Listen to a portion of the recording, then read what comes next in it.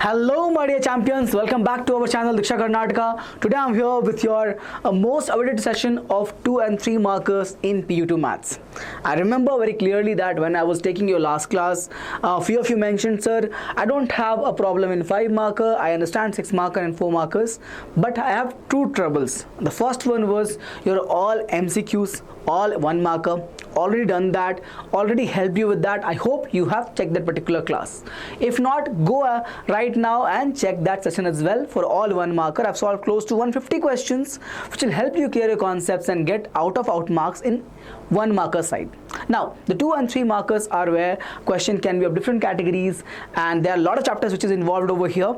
So some of you were asking, sir, can you do this as per blueprint? So I've done that. Okay, in this session I'm going to talk about all the chapters as per your latest blueprint. What are the questions that what chapter has 2 marker coming in, which chapter has 3 marker coming in, and I have taken the questions as from your question bank from your PYQs. Does it make sense? So 2 and 3 marker where many of you are confused what to expect, so I'm here to resolve that issue with solving a lot of questions. I think close to 70 questions I'm going to solve today in this class, which will help you get that confidence in 2 and 3 marker.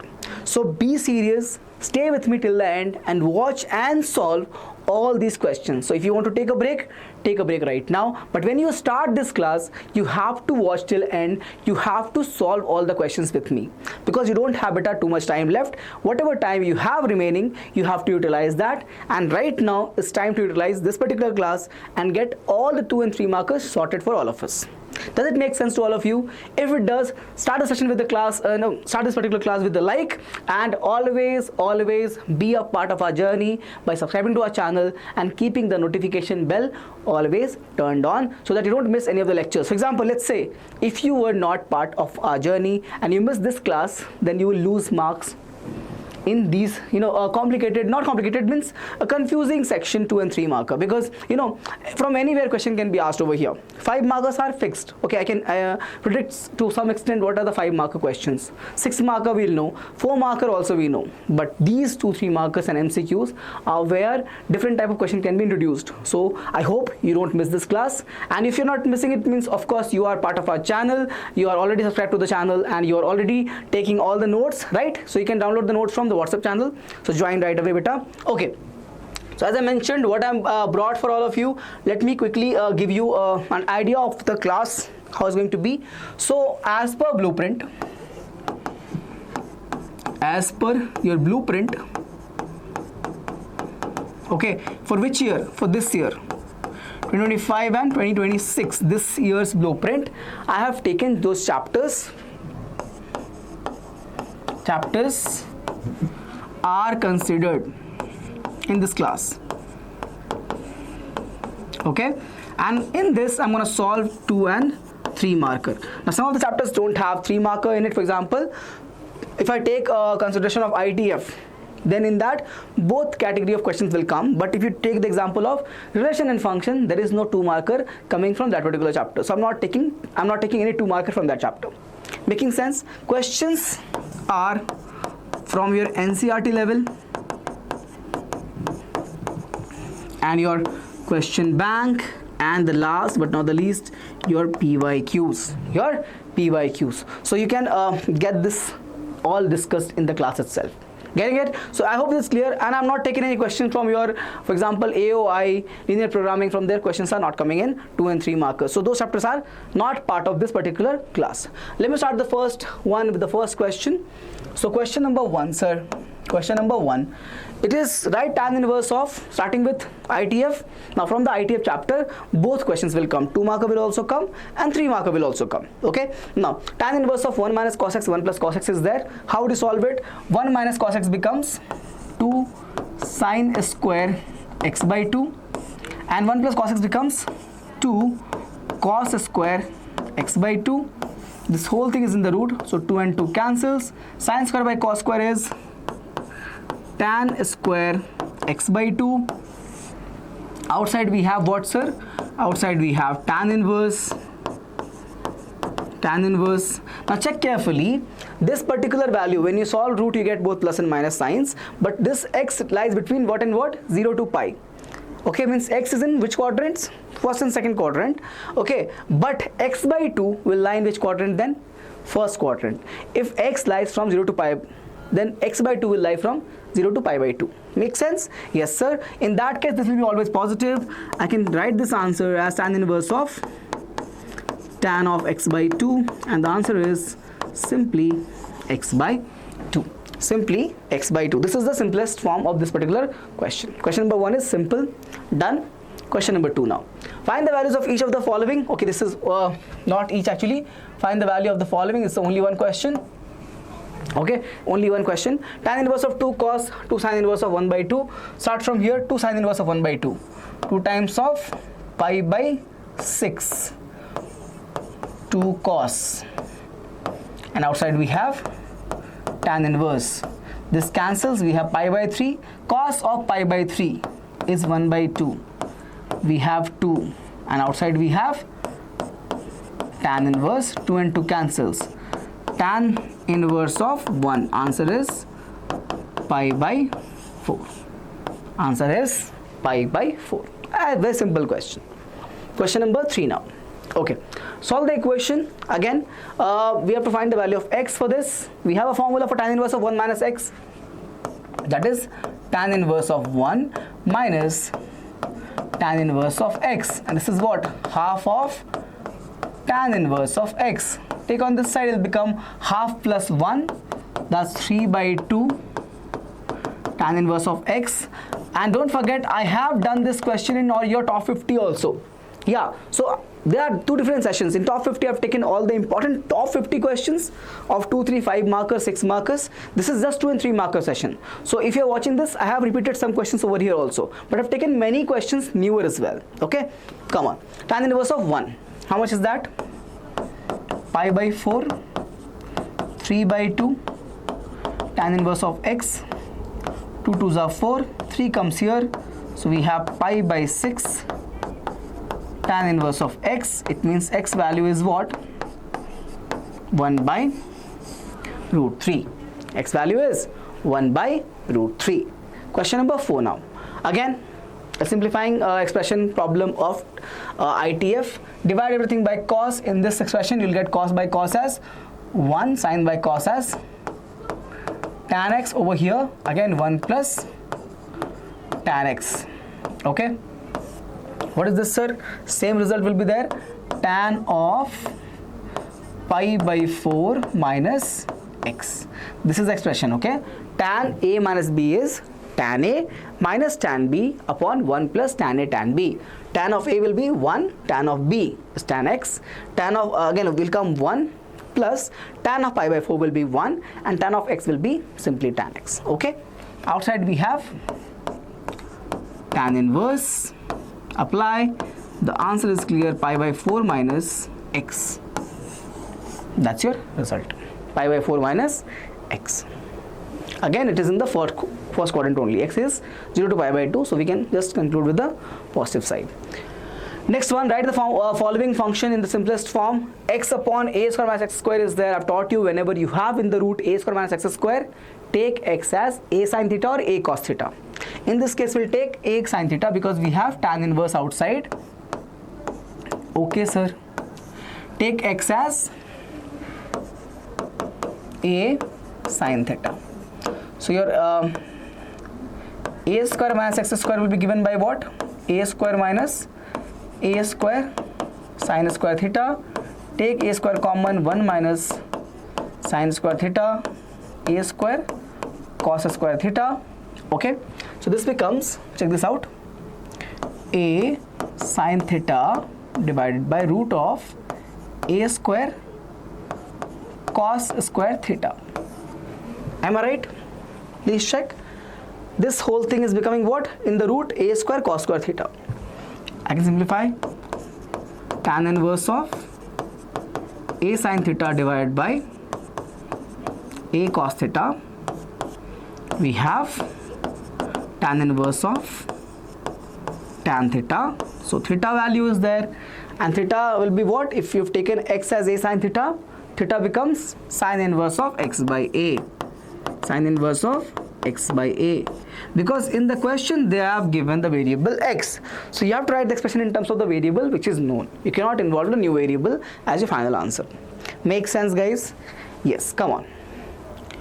Okay, question number 6 now. Question number 6. Okay, if you have a doubt, any particular problem, you can mention that in the comment section. I'll take it up. Just mention. It might be a little late, but I'll take your doubt. Do not worry about it. Okay, so any particular question has a doubt, question number in the comment section. Sine of tan inverse of x, a very simple question. Take beta tan inverse of x as theta. X becomes tan theta. So if it is a right angle triangle and this value is theta, then this is x and this is 1. Because tan theta is given by opposite upon adjacent, or in other words, perpendicular by base. Perpendicular is this is 1. Then only we can say no, the tan theta is x by 1, opposite by adjacent. In that case, these are the two sides of a right angle triangle. This will be hypotenuse. How are you going to get this? Pythagoras theorem, x square by 1 square, that is simply 1.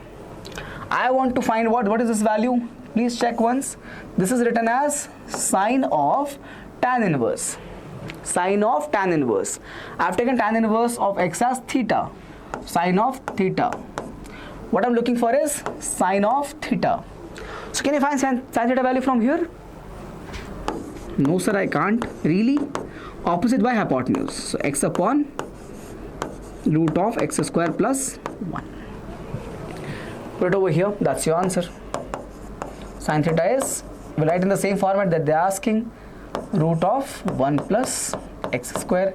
So we have proved it that it is actually true. Correct, no? If you want, you can write like this also. Write theta as tan inverse of x. Your choice. That's your answer. Sin theta is sin tan inverse of x, x upon root of 1 plus x square. Okay. This is 6th, question number 7 now. Now before I move on, I have given you already information about this particular free mock test for all of you. But if you have not taken yet, if you have taken, very good job. But if you have not taken, so we are actually offering 4 free mock tests for all of you. This is for KCET actually. So this is a sample lecture that we have done for integrals. We have done master stroke, right? Simply in this class also, if you go and check the video's description, you will find in the description that free KCET PCMB mock test link will be provided. Simply click on the link. Once you click on the link, fill your details and get your 4 classes, basically 4 mock tests, PCMB, physics, chemistry, maths, biology, mock test for KCET for free in the PDF format. You can download the PDFs and get the access to question paper as well as detailed solution at the same time. So do not forget, do not delay and take this basically the mock test right away. Okay, done sir. Question number 7 now. This was 6, right? So question number 7 now.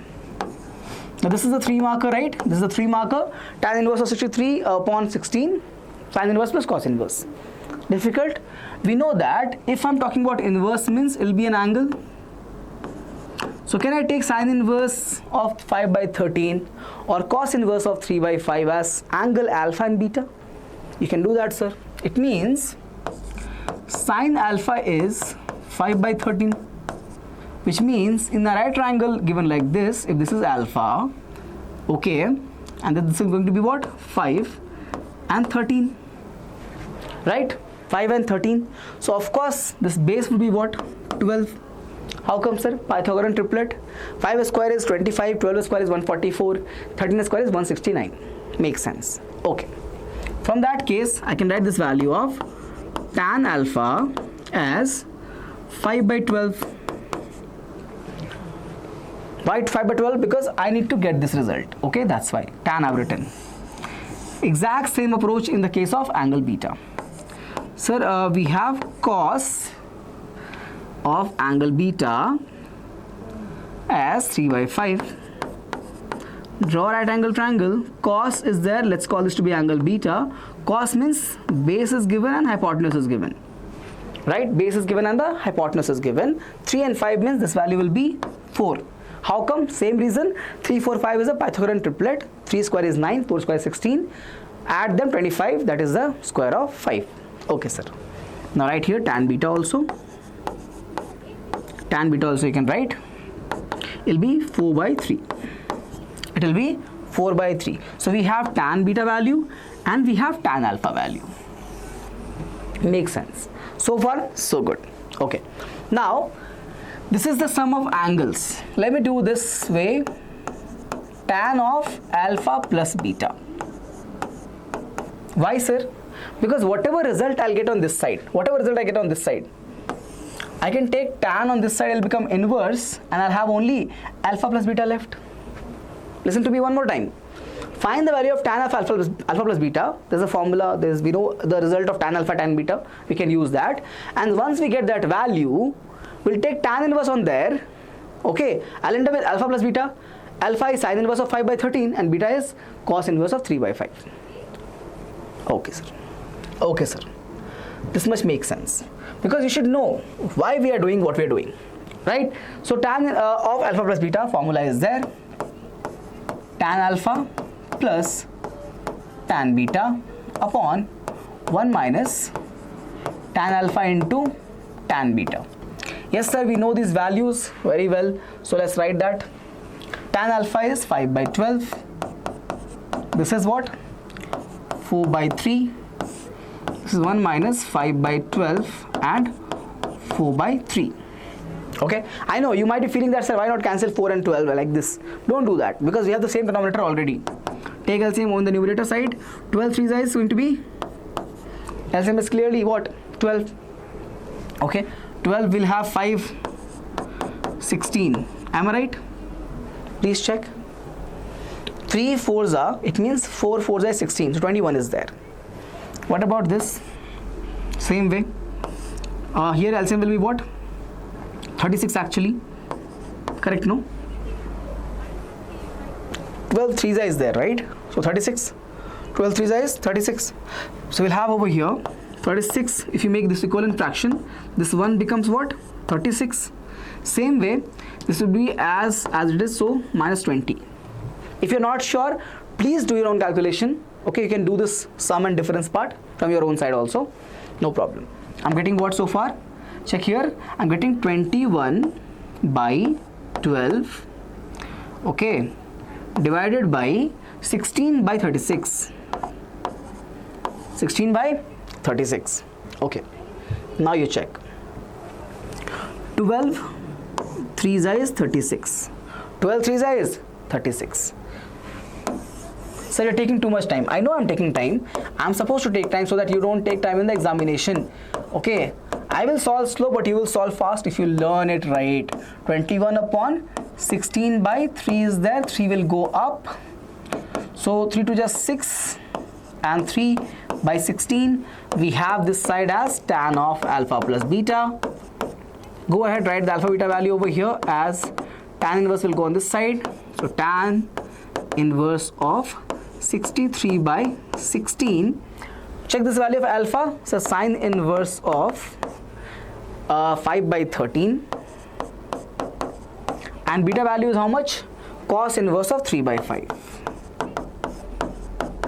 Have we proved what we were asked to do or not? Please check once. They were asking us this value only. It means we have succeeded in what they were asking us to prove. We have done our part. Please check. Done? Any problem? I don't think so. Have a look, guys. Okay, so question number 7 is done. Moving on to question number 8. This also is a 3 marker, sine inverse of 1 minus x to sine inverse of x. Solve it. It's a very simple question. Sine inverse of 1 minus x, we'll keep it over here. We'll move this on this side. So we'll get pi by 2 plus 2 sine inverse of x. Now take sine on both sides.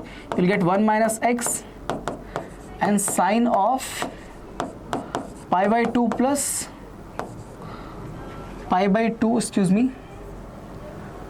pi by 2 plus 2 sine inverse of x. Sine 90 plus this will be what? Cos, positive only. So cos of, because sine second quadrant is positive, right? So we know that very well. Cos of 2 sine inverse of x. Okay, Great, sir. Do we have a formula for this? Yes, we have formula for this. Cos of 2 theta. If this is taken as theta, this becomes cos of 2 theta. What is the answer going to be? 1 minus 2 sine square. Sine square, simply theta, half the angle. So we get here sine inverse of x. Not sure, let me write the formula for you. Cos of 2 theta is given by 1 minus 2 sine square of theta. Last minute, last time, we don't have to have more confusion. I'm writing the formula also on this side. 1 minus 2 x square. Sine of sine inverse will be simply x. Square is there, that's why x square. And over here we have 1 minus x. 1 and 1 is cancelled. We can just take this over there or this over here.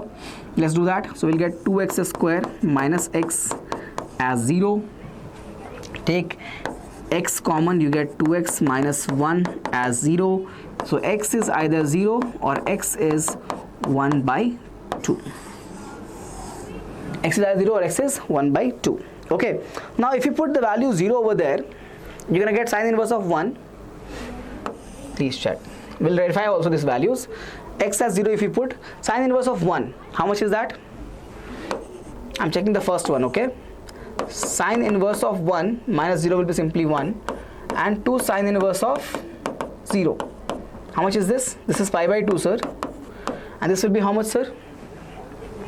This will be 0 only, no? 2 into 0. So answer is coming as pi by 2, which is equal to RHS. And this is condition for x equals to 0. Let's check now. Second one, when x is equals to 1 by 2. Right, when you do that, you'll get sine inverse of 1 minus 1 by 2. That's simply half only. X is 1 by 2 means 1 minus 1 by 2 will be also 1 by 2. 2 times of sine inverse. Check here, this value is, sir, pi by 3 minus, correct, no? Sorry, pi by 6, my bad. Sine inverse of 1 by 2 is pi by 6, not 3. Pi by 6 minus twice of pi by 6. How much is this? 3 again. So if you add, this is difference, I guess, right? This is difference. Something I missed? Is it plus only? 2x square comes over here. So we get plus 2x square. And x common, 2x minus 1. Yeah, 1 by 2 only. 0 and 1 by 2. This is going to be, sir, 1 by 2 if you put. It will become 1 minus 1 by 2 is 1 by 2. Sine inverse of 1 by 2 is pi by 6. That's correct. This is pi by 6 become pi by 3. That's going to be negative value. Minus pi by 6. This is not equal to pi by 2. It means this is not possible. Our answer is only this. So my final answer is actually x equals to 0 itself. This is the only answer. There is no two answer, okay? There is no two answer. There is only one answer. X equals to 0. Make sense, guys? Okay, have a look. 3 marker. Question number 9 now. Question number 9 is from the chapter Relation and Function. From this chapter, there is no 2 marker as per your latest blueprint. So we're going to focus on the 3 marker itself. So this is clear. Now have a look. Let f of fx tends to y be a function. F of fx tends to y be a function. Define the relation R in x, okay, by the relation that is given as relation of the ordered pair. You check f of a equal to f of b. If the ordered pair is a comma b, f of a means function value at the point a is equal to function value at the point b. I have to check whether it is a reflexive, equivalence relation or not reflexive. Starting with the first one, of course, reflexive itself. So check for reflexive relation. For reflexive relation, the ordered pair is a comma a, or if you remember, basically a or b. Your choice, whatever way you want to write. This is the representation of the relation. This is the ordered pair. So of course, if you are finding the value of the function at the first f of a, and this will be of course equal to f of a. Both are the same values, no? A comma a means will be equal. So this given relation is reflexive. So you can write here, yes, it is reflexive. Okay. Next, a symmetric relation and transitive relation have if and then statements. If and then statement. Okay. So if you start with the if condition, if is what? ARB. ARB implies the ordered pair is A comma B. A comma B means that f of A is equal to f of B. The relation ARB means that A comma B is the ordered pair, and it means f of A equals to f of B. This is my if condition. If I go backwards from here, check. If f of A is equals to f of B, I know it sounds stupid, but I can write f of B equals to f of A also. Same thing, right? F of A equal to f of B or f of B equal to f of A. Does it difference? There's no difference, sir. It means that from here I have an ordered pair which is B comma A. Here we had A comma B, then f of A and f of B were equal. If I have f of B and f of A equal, then ordered pair changes to B comma A, not A comma B. Now if B comma A is there, it means that the relation BRA is also true. ARB was true if statement. I am reaching to the then conclusion of BRA as well. This is my then statement, that the BRA also holds true. It means the given relation is symmetric as well. It is symmetric as well. Moving on. Last one. Transitive. I know, sir, it looks very simple, but that's what it is. I cannot change the question just because it is simple, right? Transitive relation. Okay. Now, in this, again, we have two if statements. So, we'll go with two if statements. First one, A or B. It means, it implies A comma B. It means f of A equals to f of B. We're gonna go now, second if statement, B or C. Ordered pair is B comma C. It means f of B and f of C are equal. Look logically, if f of A and f of B are equal, f of B and f of C are equal, then of course f of A will also be equal to f of C. Therefore, from here we get the relation in the ordered pair A comma C, which signifies the relation is ARC.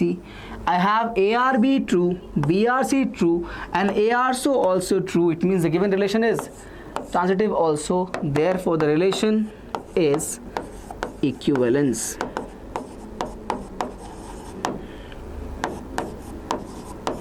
I hope it makes sense to all of you. I have not taken an example, no need to take it. This is sufficient to get you 3 marks. But yeah, you have to write it. The relation is reflexive, symmetric. You can write the language, right? But the answer for the question worth 3 marks is clearly mentioned on the screen. Let's move on to next question number 10. Prove that the greatest integer function f r to r is neither 1 1 nor on 2. Of course, let's go with the 1 1. Find f of 1. Defined on all real numbers. F of 1 is how much, sir? 1. Because we write like this. So let's go and find f of 1.2. Again 1. Because 1.2 is given as 1. Find 1.3 also. Okay, you're gonna keep getting the value as 1. If you go and find 2.1, 2.2, again the value is 2. It means even though 1 is not equal to 1.2, but f of 1 is equal to f of 1.2, which clearly is a objection on 1 1 function definition. Okay, therefore the function fx is not 1 1. Not 1 1. Now check carefully. The codomain in this given function is all real numbers, mentioned as all real number. Let's find the range now. The range of this function is actually only integers, either -1, -2, -3, 0, 1, 2, 3, 4, whatever it is, it will be only integral value. Clearly, the codomain is not equal to the range. Therefore, the given function fx is not on 2. Okay, if you want to see from the graph perspective, you can also check it is 0. Okay, I can draw and show you 0, open, close, open, close, open, close, open, open, close. This is what 0, -1, excuse me, -1, -2, -3. This is going to be what, sir? 1, 2, 3, 4. Values are 1, 2, 3.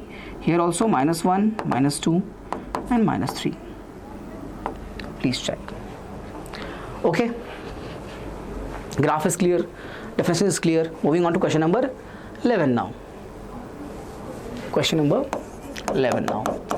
F R2R is defined by fx is 1 plus x square, then so that the function fx is neither 1 1 nor onto. Very simple problem, sir. You start with 1 1 condition.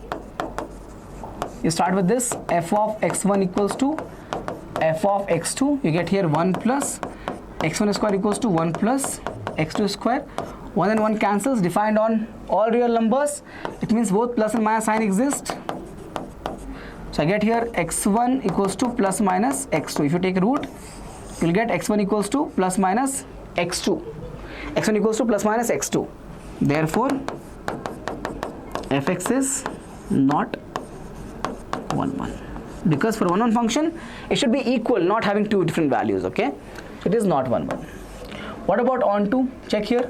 If I have y equal to 1 plus x square, let's find the range from here. Let's find the restriction, the boundary on the y. You're gonna get x square as y minus 1. So move over there, y minus 1. So x becomes what? Root of y minus 1. For this to be defined, y has to be more than or equal to 1. Because y becomes less than 1, for all y value less than 1, means let's say 0 or minus 1. This thing is negative. Root will be what? Imaginary. It means not real anymore. For y value less than 1, the x value is imaginary, not real. But they mentioned x, what is the domain? Always real. Therefore, y has to be more than 1. So my range value is what? 1 close to infinity. And what is my codomain? Check. Codomain is all real, means negative to positive infinity are the same. No sir, range is not equal to the codomain. What it means? fx is not onto. So it's not an onto function. It is not an onto function. Question number 12. So that the relation R in this, I have done this question in your top 50. You have all watched it. If not, go and watch it. But this will be, if you have not watched it, you can solve this question as homework. I've done this question. This is a PYQ also. This is a PYQ also part of your question bank. Okay, important question. So 12th one I'm skipping. You have to solve it. I've already solved this question in your top 50 where I took the live session. Okay, so I hope you've watched my class and you have already done this particular question. 13th one. We're looking to find the derivative value. How do you find that? Check here. Derivative value is given by differentiating this, right? If you apply the quotient rule, right? So differentiate e power x, you'll have this as it is, and sin x will be taken as product, minus sign will come. This time keep e power x as it is and differentiate sign. You'll have cos x divided by sin x the whole square. Take e power x common, you'll have sin x minus cos x divided by sin square x. Sorry, sin square x. From this chapter, both 2 marker and 3 marker, 1 question will come. 1 question and 2 marker, 1 question and 3 marker. That's why I've taken here. This is a 2 marker question. And this is your answer. This is your answer. Okay, great. Next, so I want to tell all of you about our KC30 plus batch and KC30 batch. I hope already if you have watched the launch of the session, or if you already enrolled in the class. For all of you who are part of KC30, KC90 batch, this comes free for all of you. But who have not taken, you can take KC30 plus batch. It's also called as KC30 plus batch or combo batch, which has KC30 as well as ABHYAS together. Comes at a price of 3,999. I think by now you know what is ABHYAS test series. It is our comprehensive, one of the best test series for KCET, which is prepared by very experienced team of Deeksha. They've been working with students for more than 27 years, okay, and they have created toppers for last few years, and you can see that those experience, those inputs comes as a package for all of you in ABHYAS KCET test series. Okay, so this is there for all of you. You can take the both combo at 3,999. The offer price is valid only for 25 February, not March. Forgive me about that. It's 25 February because some event is going on. That's why we have launched. We have given that offer for all of you, and this is The course commences on 21st March. If you take the combo, ABHYAS will be given to you, all of you immediately. But the KC30 batch comes live on 21st March. The enrollment has already begun. Students have already enrolled. But yeah, it is the most structured, proper planned, a comprehensive test series, crash course which has everything in it. Forgive me. It has 30 days live online crash course. It is 30 days live online crash course. KCET previous year questions will be solved by all of our teachers, and you'll have complete syllabus revision of PU1, also PU2. We know that last year 20 questions came just in mathematics from PU1 syllabus also, right? So the weightage is a little bit increased, so we have to take care of this as well.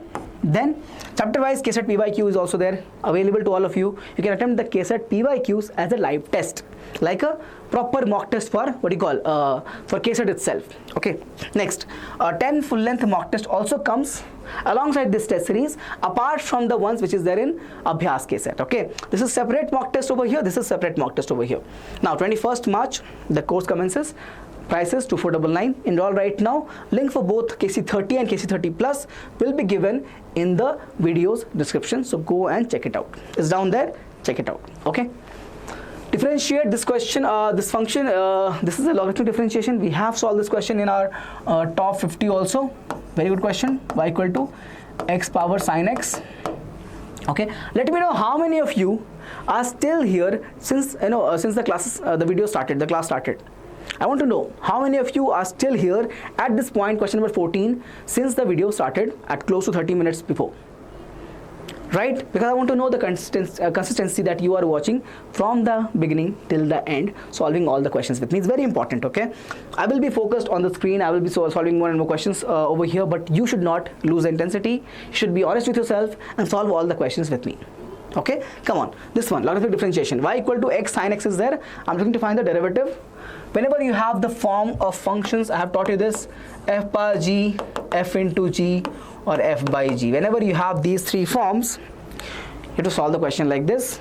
Y equal to x sine x is there. Take log on both sides, so ln y. Here you would also take log ln x power sine x. This power comes as the coefficient in the case of log. So sine x, ln x we have. This is also ln y. Differentiate, you'll get 1 by y dy by dx, right? And this will be what? Product rule. Sin x becomes cos x, ln x as it is, plus sin x as it is, and derivative of cos, so derivative of ln 1 by x. I want to find derivative value. I want to find dy by dx value. So let's keep it like this. Dy by dx as it is. Y goes over this side.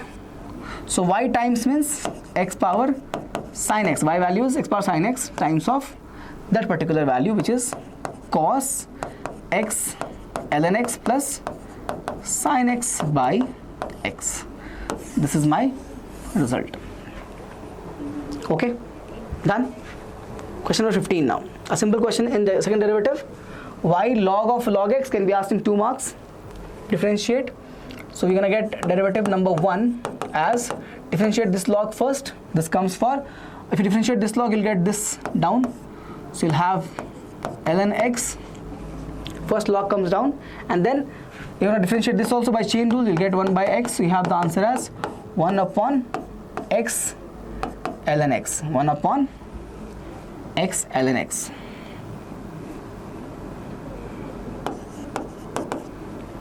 X ln x. Now differentiate it again for second derivative. D square y and dx square. Okay, you'll get derivative of numerator, so there will be 0. So this whole thing will be 0 minus sign. 1 as it is. Differentiate this. Now you'll get x as 1, ln x as it is, plus x will be as it is, derivative of ln x. So 1 by x divided by x ln x the whole square. Check this, x and x is cancelled. My answer is coming as, that's the minus sign over here, ln x plus 1 divided by x ln x the whole square.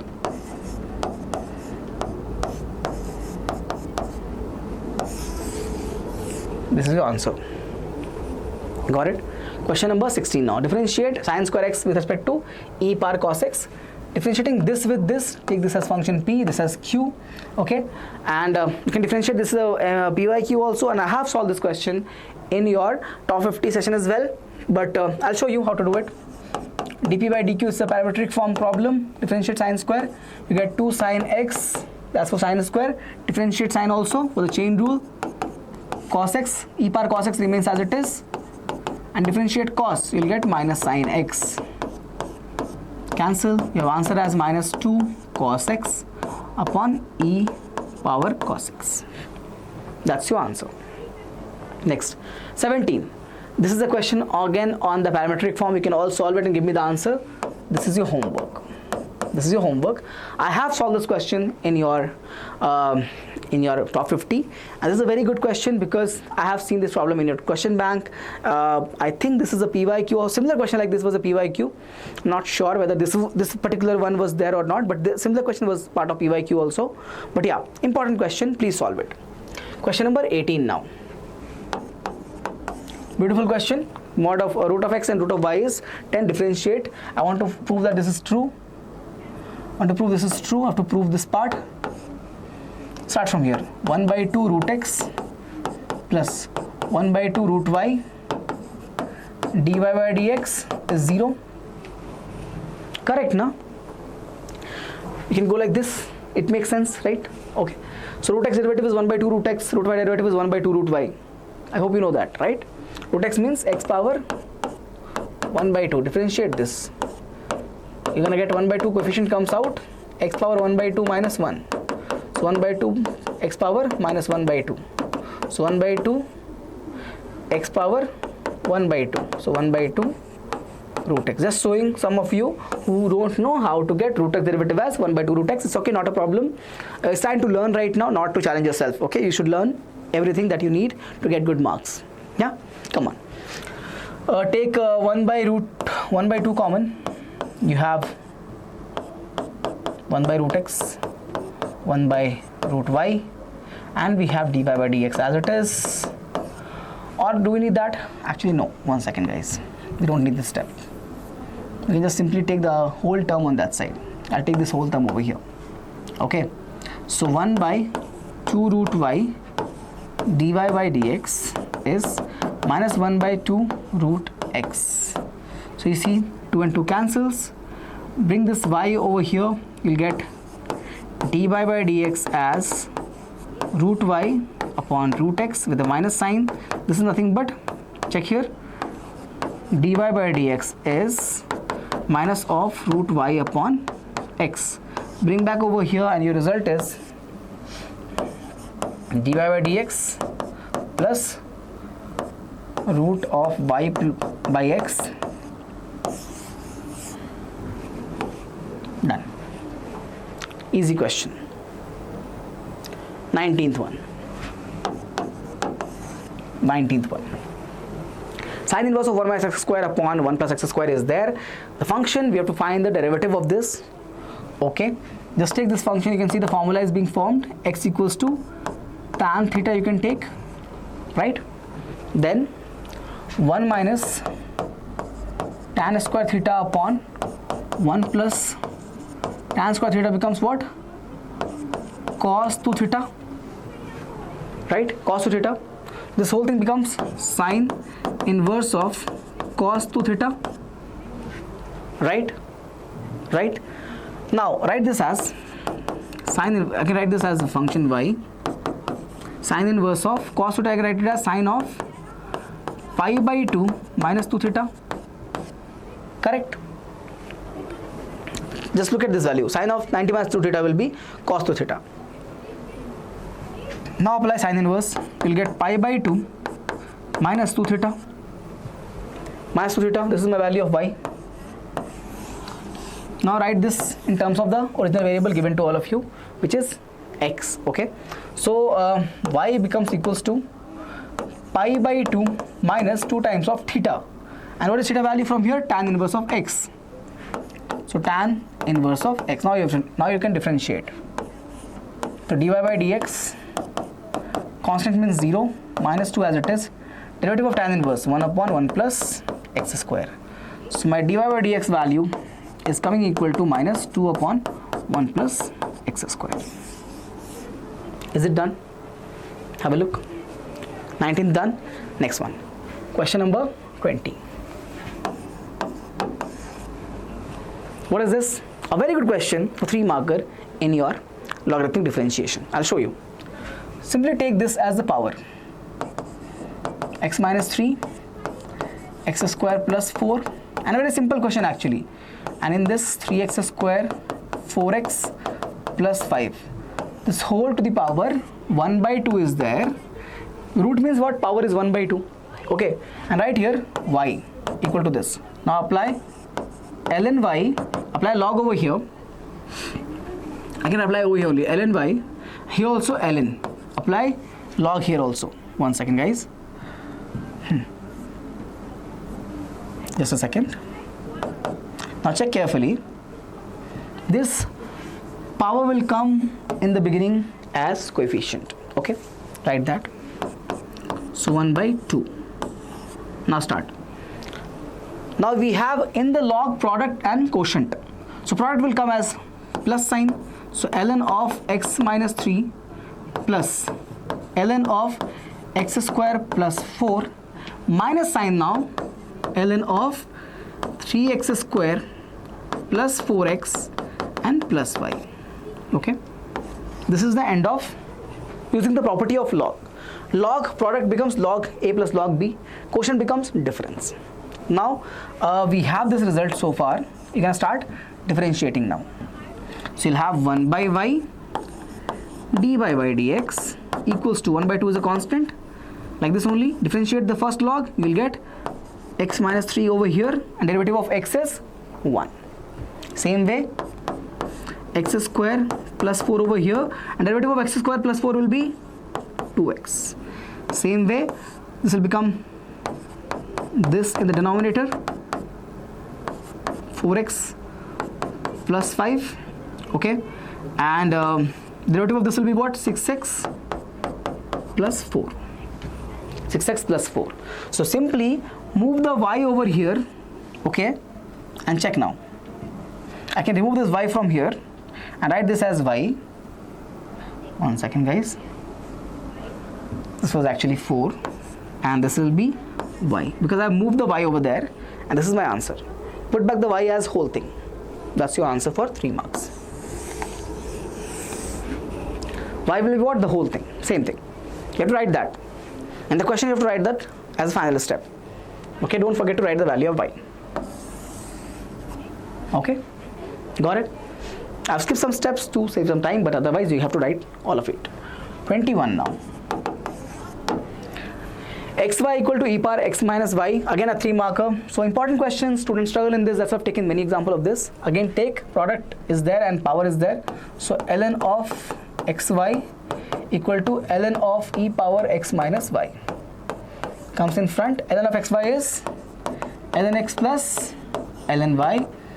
X minus y comes over here, and ln of e.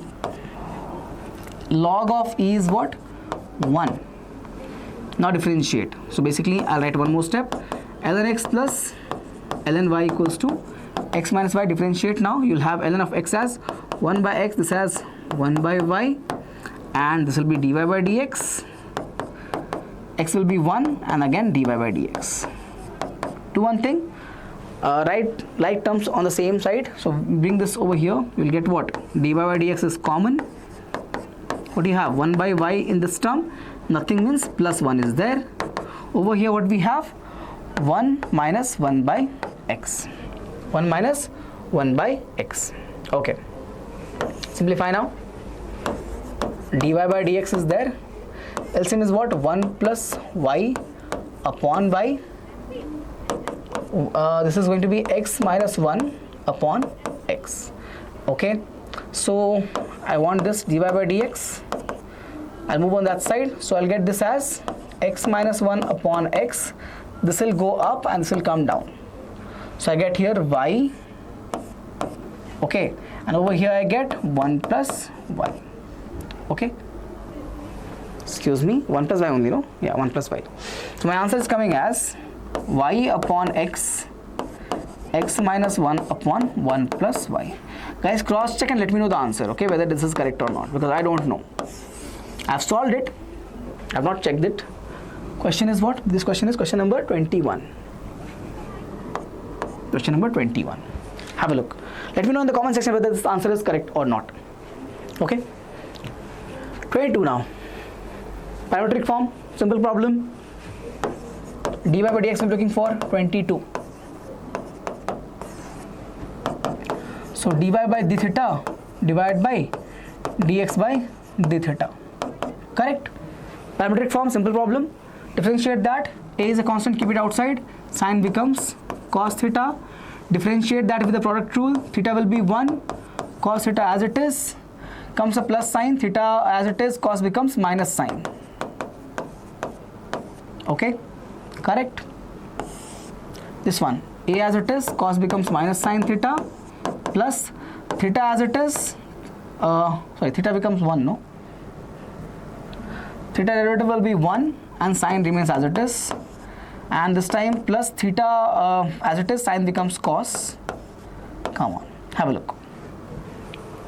Okay.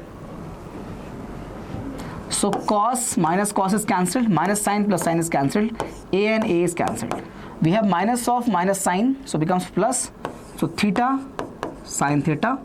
Over here, theta cos theta plus sine. Cancel. Answer is coming as tan theta. This is the answer for your derivative in parametric form. Got it? 3 mark. 23 now. F dash of x when fx is given like this. A very simple problem. Just take x as, not x, 2 power x as tan theta. It means theta is nothing but tan inverse of 2 power x. Tan inverse of 2 power x. Okay, so I can simplify this as sine inverse of 2 power x plus 1. It will become 2 times of 2 power x and 1 plus 2 power x the whole square. Correct? 4 power x is there, no? I can write this as 2 power x the whole square. Check. And this is value of your function fx. It becomes sine inverse of 2 tan theta and 1 plus tan square theta. This whole thing becomes sine inverse of sine 2 theta.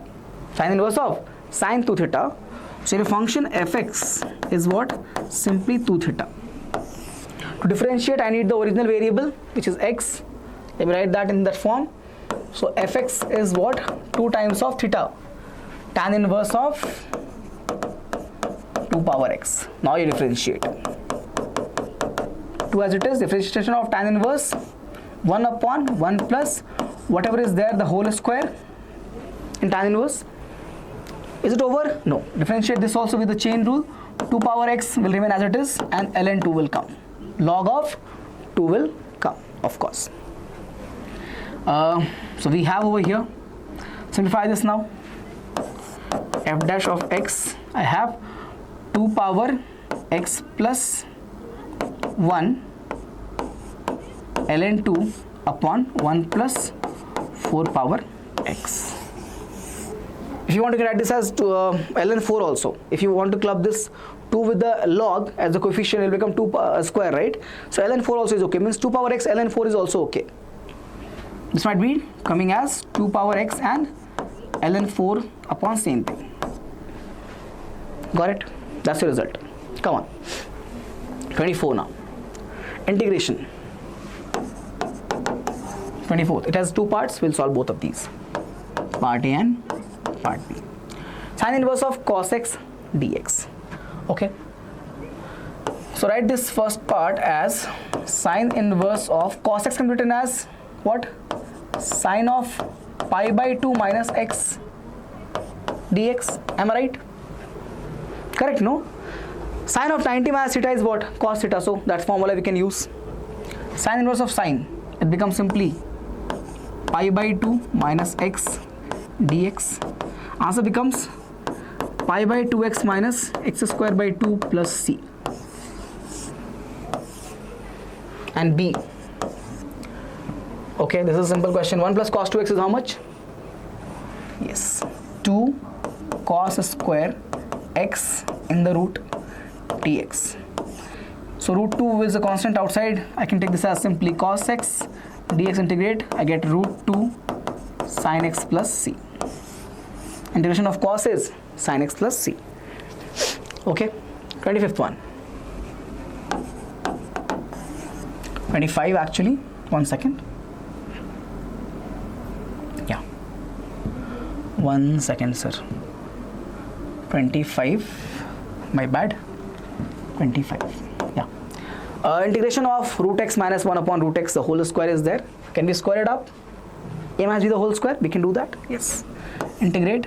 I get root x the square plus 1 upon root x the square minus 2 times of root x into 1 upon root x. The whole thing is outside with dx. This is cancelled. Am I right? This is cancelled. 2 into a into b. Correct. We get here x plus 1 by x minus 2. Integrate now. It will become x square. Integrate this. ln x and minus 2x. Sorry, x square by 2, no? X square by 2 for x. 1 by x is nothing but ln x and minus 2x plus c. Are you liking the different variety of questions? Yes. 25th is done. Question number 26 now. These are 2 markers. In this chapter again 2 and 3 markers both are coming. I think I mentioned that in the beginning itself. Check here. 2 and 3 markers are both coming over there. 25, 26 now. This is a simple property question. This is almost coming every year. Secant x plus secant x into tan x. We have dx. This is your function fx and this is a function f dash of x. Right? Secant x derivative is secant x into tan x. So question becomes what? Answer is e power x fx plus c. That's the property. Okay. So it becomes e power x secant x plus c.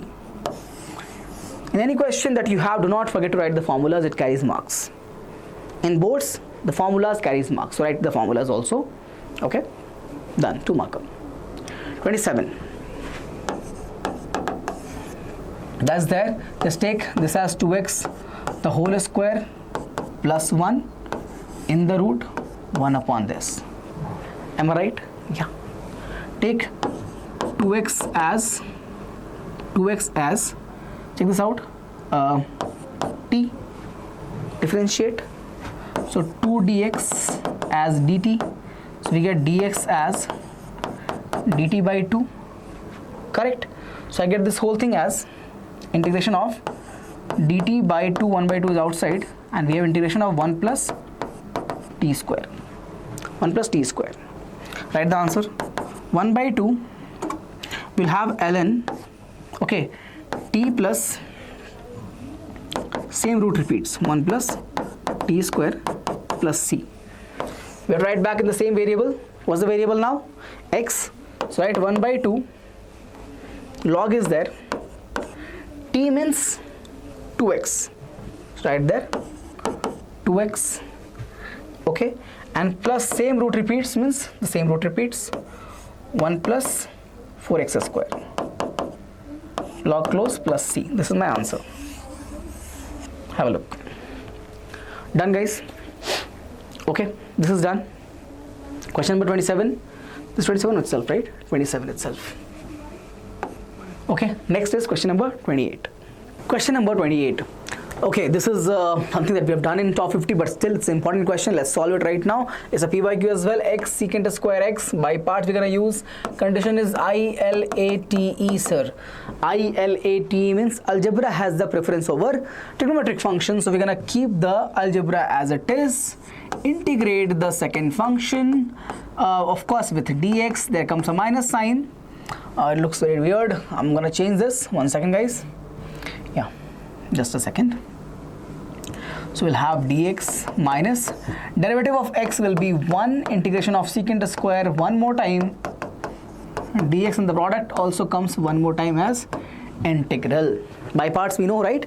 Okay, so we get x tan of x minus, integrate that, so you'll have again tan of x dx, x tan of x minus, this you know that is going to be log of cos of x with the minus sign plus c, this minus minus becomes plus, so I have x tan of x plus log of mod cos x plus c. For people who are confused about this step, know the formulas, learn the formulas, is very important. Okay, come on, this is clear. Done. Next, 29th one. Evaluate x square log x, same concept, homework. The same concept, right? We have same thing. In this case, log has the preference, right? ILATE. Log, I'll write the step. So we have the log as preference, integrate x square dx minus, differentiate log, you will have 1 by x, integrate x square dx one more time, this whole product in the integration one more time. Log is my first function, this is my algebra is my second function. Makes sense? Yes. Okay guys, question number 29 is also done. 30th then, this is a homework, let me know the answer. Okay, I have done this for all of you, so I want you to also try and give me the result. 30th one, superb question. Take 1 by root x common, we'll have here root of x minus 1 dx, a simple problem of substitution method. Take root of x minus 1 as t, differentiate 1 by 2 root of x dx equals to dt. So we have dx upon root of x as 2 dt, that is there. You can see dx upon root x, we can write 2 times of dt upon t, so 2 times of ln t plus c, 2 times of ln t value is what? Root x minus 1 plus c, and this is my final result. 3 mark if it comes. Okay, now question number 31 now. 31.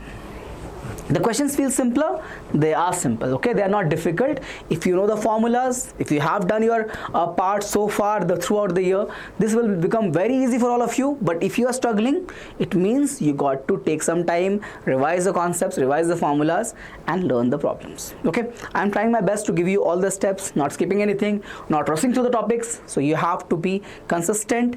If you have a doubt, ask in the comment section, come in the live, ask your concerns, or simply revisit those topics that you are feeling that you are struggling in or you are weak in. Listen to me, it's very important to improve right now. Okay, simple question of substitution again. We have tan of root x as t, differentiate secant square of root x. Is it over, sir? No, this is just derivative of tan. Differentiate root x also. So 1 by 2 root x dx as dt.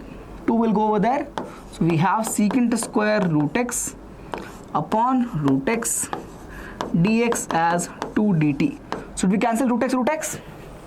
No, right? Because secant square is operating on that, right? Secant of root x the whole square is there. Secant square root x by root x dx is there. This integration becomes tan I have taken means t power 4. 2 is a constant outside and dt. Integrate now. 2 times of t power 5 by 5 plus c.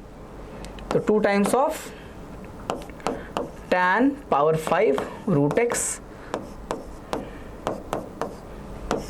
That's my answer. Have a look, guys. This is my result. Okay, next one. Got it? 31 is done. Question number 32 now. 31 is done. 32 now. 32. Sine of x upon sine of x plus a. A very simple question, looks difficult. Just one step is required. Once I write that, it becomes very, very simple. And what is that? Write this as sine of x plus a minus a upon sine of x plus a. So fraction is changed from x to x plus a minus a in the numerator side. X to x plus a minus a in the numerator side. Good. Now,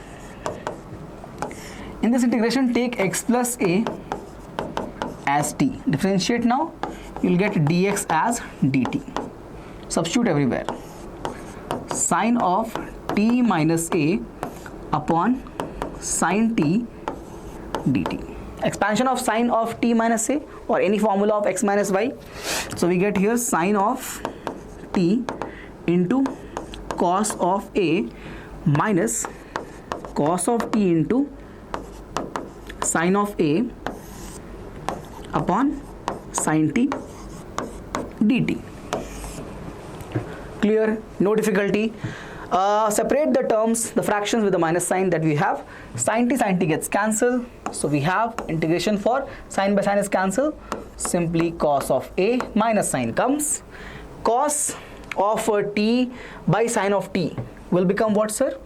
It become, we have a constant over here as well. So cos, cos by sine becomes cot actually. So cot of, okay, cot of t, and sine of a is a constant. Okay, and we have of course outside dt. Okay, outside we have dt. Integrate now. Cos of a will be a constant, so keep it as it is. So cos of a as it is. Integration will give me into t minus sine of a is a constant, so as it is. Integration of cot. Cot integration is what? Log of sine. Log of sine. Yeah. The log of sine t of course, and plus c will come. Replace everywhere that you have t by the variable that you had originally, x plus a. So your answer is changed to, check this out, x plus a cos of a minus sine of a log of sine of x plus a plus c. And this is your result. If you are getting something different, let me know in the comment section. For question number 32, this is the answer, sir. But this is your result. Okay? Got it? 33 now. Question number 33. Yes. So usually in the boards they ask up to 2 terms, but I have taken one question which is little bit, little bit more calculative. It's not difficult. Little bit more calculative. Okay? Let's check. So compare 3x minus 1. We'll use the particular function form. This is again a 3-marker question. So I think by now you're able to understand what type of questions we can expect in 2 and 3 marker. They are difficult to predict actually, but still we can expect it. Okay. So a upon x minus 1 we have, b upon x minus 2 we have, and c upon x minus 3. If we forget about, because we'll have the same denominator if you take LCM, but if you write equivalence part, you'll get a times of x minus 2 and x minus 3. With b, you will have x minus 1 and x minus 3. And with c, you will have x minus 1 and x minus 2. Okay? And if you just write this part LHS side numerator, because we know that very well, we'll have the same denominator, right? No? Take LCM, we'll have the same denominator. So you can just compare the numerator. I'm just comparing the numerator. Okay. Now we can start from x equals to 1. X equals to 1. Okay, sir. Starting from x equals to 1. This will be 0, this will be 0, because 1 minus 1 is 0. This whole thing is 0. We'll have here, what is this? Check this. 3 into 1 minus 1. That becomes 3 minus 1. LHS side I'm writing. 3 into 1 is 3 minus 1 is 2. So LHS becomes 2 equal to, with a, I will have 1 minus 2 is minus 1 and 1 minus 3 is minus 2. So my a value becomes simply minus and minus plus 2 cancels 1. If you're not sure, please do your own calculation. Okay, wait, pause and perform your own calculation to get the confidence right. Okay, next put x value as 2. LHS will become what? 3 into 2 is 6, minus 1 is 5. LHS is 5 over here. LHS is 5. And this is 0. That is 0. Because 2 minus 2 is 0 over here. And here also 0. So now b will be just left. 2 minus 1 is will be, 2 minus 1 is 1. 2 minus 3 is minus 1. Clearly, my b value is coming as minus 5. And if you go for the x equals to 3 to get the other value, yes, approach will not change whatever the question is. You take x equals to 3, you'll have 9 minus 1 as 8. 3 into 3 is 9, minus 1 is 8. Over here, this is 0, that is 0, because 3 minus 3 is 0, 3 minus 3 is 0. Both these terms are 0. I'll have only this term left, so we'll write here c times of 3 minus 1, that's 2, and 3 minus 2, that's 1. 2 into 4, so I get c value as 4. So my values of a, b, c are 1, minus 5 and 4. Was it difficult to find? No. So then why are you guys scared of the questions of integration? What step you feel is very difficult over here? None of them, right? So you can solve these questions very easily. I have asked you guys, whoever has told me that, so I want to skip integration, I have mentioned do not skip the MCQs. I have told you a way to do that. Do not skip the 5 marker and 6 marker, because 6 questions we can expect over there. Even in 3 marker, let's say this question comes, can you not solve this? Was this difficult? No, right? So trust me when I say you can do it, it actually means you can do it. Okay, so a is 1, b is minus 5 and c is 4. You can clearly see that if put here a as 1, it will become integration of 1 upon x minus 1, that will be log of x minus 1. b as minus 5, it will become minus 5 upon x plus x minus 2, so minus 5 times of log of x minus 2. And c is 4, put there 4 times of log of x minus 3. This is your answer. Okay guys, done? Question number 33 is done. 34 now. Have a look one more time. 34 now. Okay, x sine inverse of x upon 1 minus x square in the root. Simple question. This is actually sine inverse of x as t. Derivative will be what? 1 upon 1 minus x square dx as dt. If this is t, means sine t is x. Used in the question, x becomes sine t. Sine inverse will be simply t, and this whole thing is dt. This is a by parts integration algebra and trigonometric function. ATE, I let, so of course algebra has the preference, we're going to keep t as it is. Integrate sine, we'll have minus cos t, correct? Right? Okay, so we're going to integrate sine, we'll get minus cos t. There will be minus sign again. Differentiate t, you'll get 1, and integrate, you'll have minus cos t. You have one more time dt, integrate one more time, you get minus t cos t, and minus becomes plus, integration of cos t dt, cos t dt. Okay, please check. Integrate now. This is t, okay? We have minus t cos t. Cos integration is nothing but sine t plus c. Cos integration is sine, so sine t plus c. We have the values. What is the value of t, sir? Sine inverse. And what is the value of, so if you check here, x is sine t. It means cos t will become 1 minus sine square t in the root, right? So 1 minus x square in the root. So we have the value of cos t also now. Now put it all back in the result. You have minus t values how much? Sine inverse of x. Sine inverse of x, that is my minus t value. Cos is also there.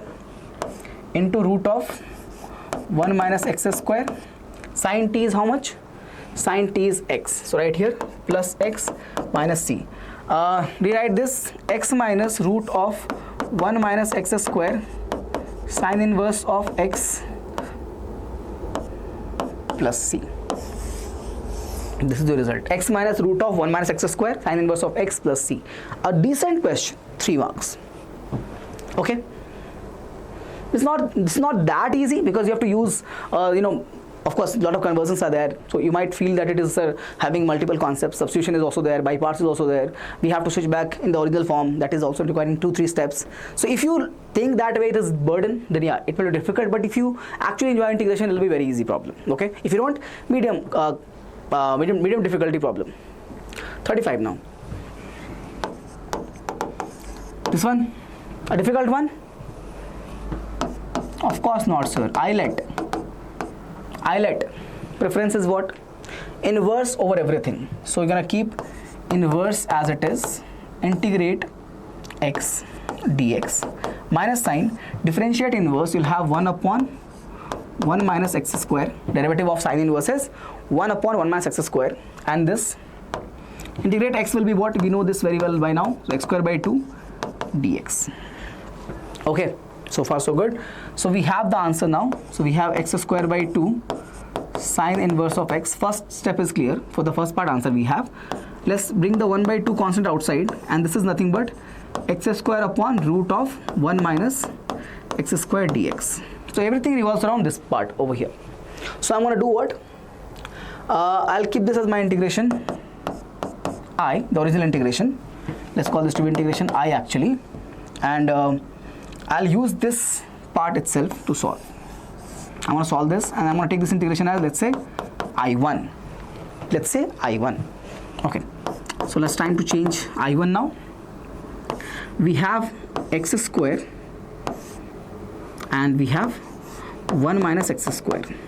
Okay, so I want to make some changes over here so that it becomes, easy to integrate.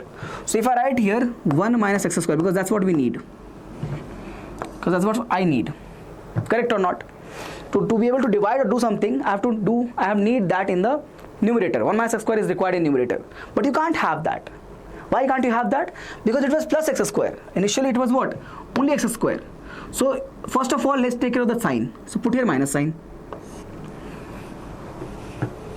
What did I do? So here it is positive x square. So I've added a minus sign over here. Does it make sense? Think. If you open it, it'll become x square minus 1. It'll become x square minus 1. Something extra is there, remove it by adding 1. Now check back again.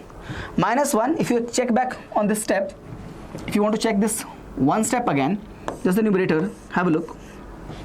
It'll become minus 1 plus x square and plus 1. Cancels. This x square goes back to being x square. Nothing is changed actually. I've just written this in this format to make my integration easier. Continue. Integrate. Write this now. 1 minus x square divided by root of 1 minus x square, and of course we have dx and dx. We have dx and dx. Okay, this is I1.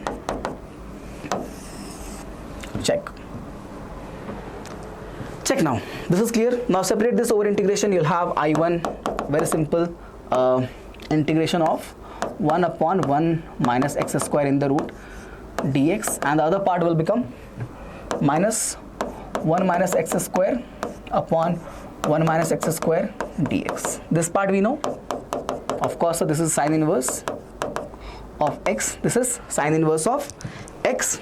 This part is clear. What about this, sir? This will become, you can see that integration, you can cancel it, you'll have just same thing in the root, just numerator. We have this also as an integration. Remember, there is a actually particular function, a particular function. What is that going to be? We have x by 2, same root repeats, and we have plus a square, so 1 by 2, correct now? A square is what? In this case a is 1, so a square is going to be 1 only, so 1 by 2 and sine inverse of x. Correct. So we have this as the result. So far this is my I1. Check here guys. This is my I1 and this is my I. I have to combine all these right now. I'll write it over here. Have a look. I is nothing but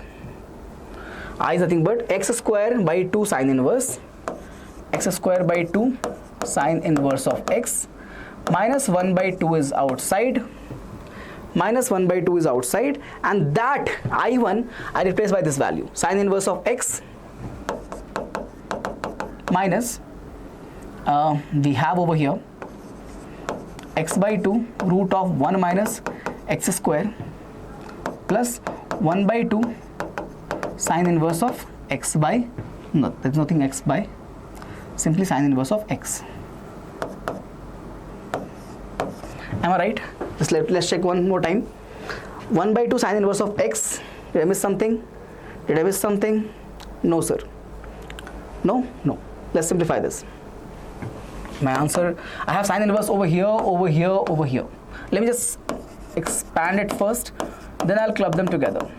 We'll have minus half of sine inverse of x plus x by 2 root of 1 minus x square, and comes here, check this out, 1 second, sorry, this is minus, this minus and minus becomes plus for this term, okay, and basically the entire term, right?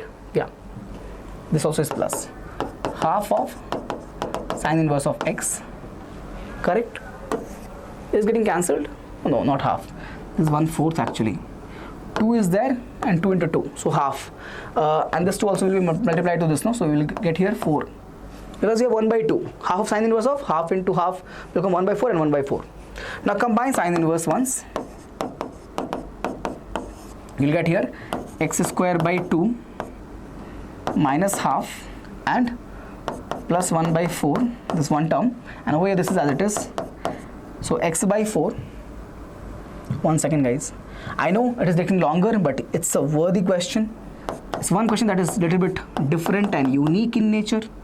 We can solve it and be proud. Okay, I forgot about constant. Okay,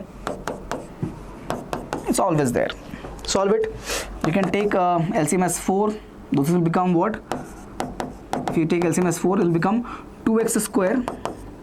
You'll have minus 2 plus 1, and divide by 4 will be, I can keep it outside, and we get here x by 4 root of 1 minus x square plus c, right? This will become what? This will become minus 2 plus 1 is simply minus 1. So you can see over here this becomes minus 1, and this is my answer. I hope it makes sense from the beginning. Okay sir, superb question, and the last question in integration chapter for 2 and 3 markers. Moving on to matrices. Question number 35 was this, 36 now. Question number 36. Okay, so we have 2x plus 3y over here, 3x plus 2y over there. Let's make this to be equation number 1 and equation number 2.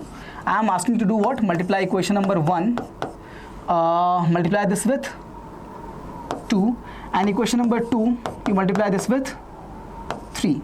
So you'll have here 4x and 6y. Multiplying with 2 means it will become 4, 6, 8 and 0. Correct na? 4x, 6y, 2 into 2x is 4x, 6y, 4, 6 is 4, 0, 8, 0. And for that, if you're going to get 3 into 3 is going to be 9x plus 6y and 3. So we get 6. Okay, minus 6. We get here again minus 3, and we get here again 15, right? 3-way multiplying. So 3 into 2 is 6 minus 3 and 15. Okay, now simply take this as equation number 3 and 4. 3 and 4. Subtract. You can subtract 4 and 3. Subtract 3 from the equation 4. When you do that, 9x minus 4x becomes 5x. 6y is cancelled. Check this out. 6 minus 4, that's 2. Minus 6 minus 6, that's minus 12. Minus 3 minus 8, that's minus 11. And that's 15 minus 0, that's simply 15. So x equation becomes, a matrix x becomes 2 by 5 minus 12 by 5 minus 11 by 5 and 3. This is my answer for the first part. Okay, clear? 2 5 minus 12 5 minus 11 5. Yeah, 3, correct, x is right. Simply substitute back this in the equation and you get the value of y also. Okay, so find the value of y. Solve for y. I've already given you the answer, so you can see answer is over here listed. A simple question comes for, okay, 3 marks. Matrices only 3 marker is coming, there's no 2 marker. Okay, as per your latest blueprint. Moving on, this question you have to verify whether it is symmetric and skew symmetric. For that you have to find a dash first. Let's find it. 1 7, 6 goes here, 5 goes here. Let's look for a plus a dash. First part, you'll have 2 11 11 and 14. Clearly your aij is equals to aji, so symmetric. And part 2, if you check over here, Difference if you take a minus a dash, this becomes what? 1 minus 1 is 0, 5 minus 6 is minus 1, 6 minus 5 is 1, 7 minus 7 is 0. Clearly over here, aij is equals to minus of aji. Skew symmetric and symmetric is proven. Please check. Done. Both parts are clear. This question number, forgot, 36, 37, this is 37 bacha. Okay, done. Why I'm writing question number? Because you can ask me doubts also. So 38 now. Prove that inverse of square matrix, if it exists, is unique. Inverse definition do we have? Yes, we have. AB equals to BA equals to I. For a matrix A, let's say I have inverse, B is inverse. And also I'm saying that let's say C is also inverse. For a matrix A, I have two inverse, B and C. My assumption, B and C are inverse of A. This is my assumption, okay? This is my assumption, okay? So for the first one, from the B inverse, I get this equation. If I take C as inverse, I'll get AC, CA as also I. Makes sense, guys? Yeah? Okay. Let me find the value of BAC first. Let's find the value of BAC first.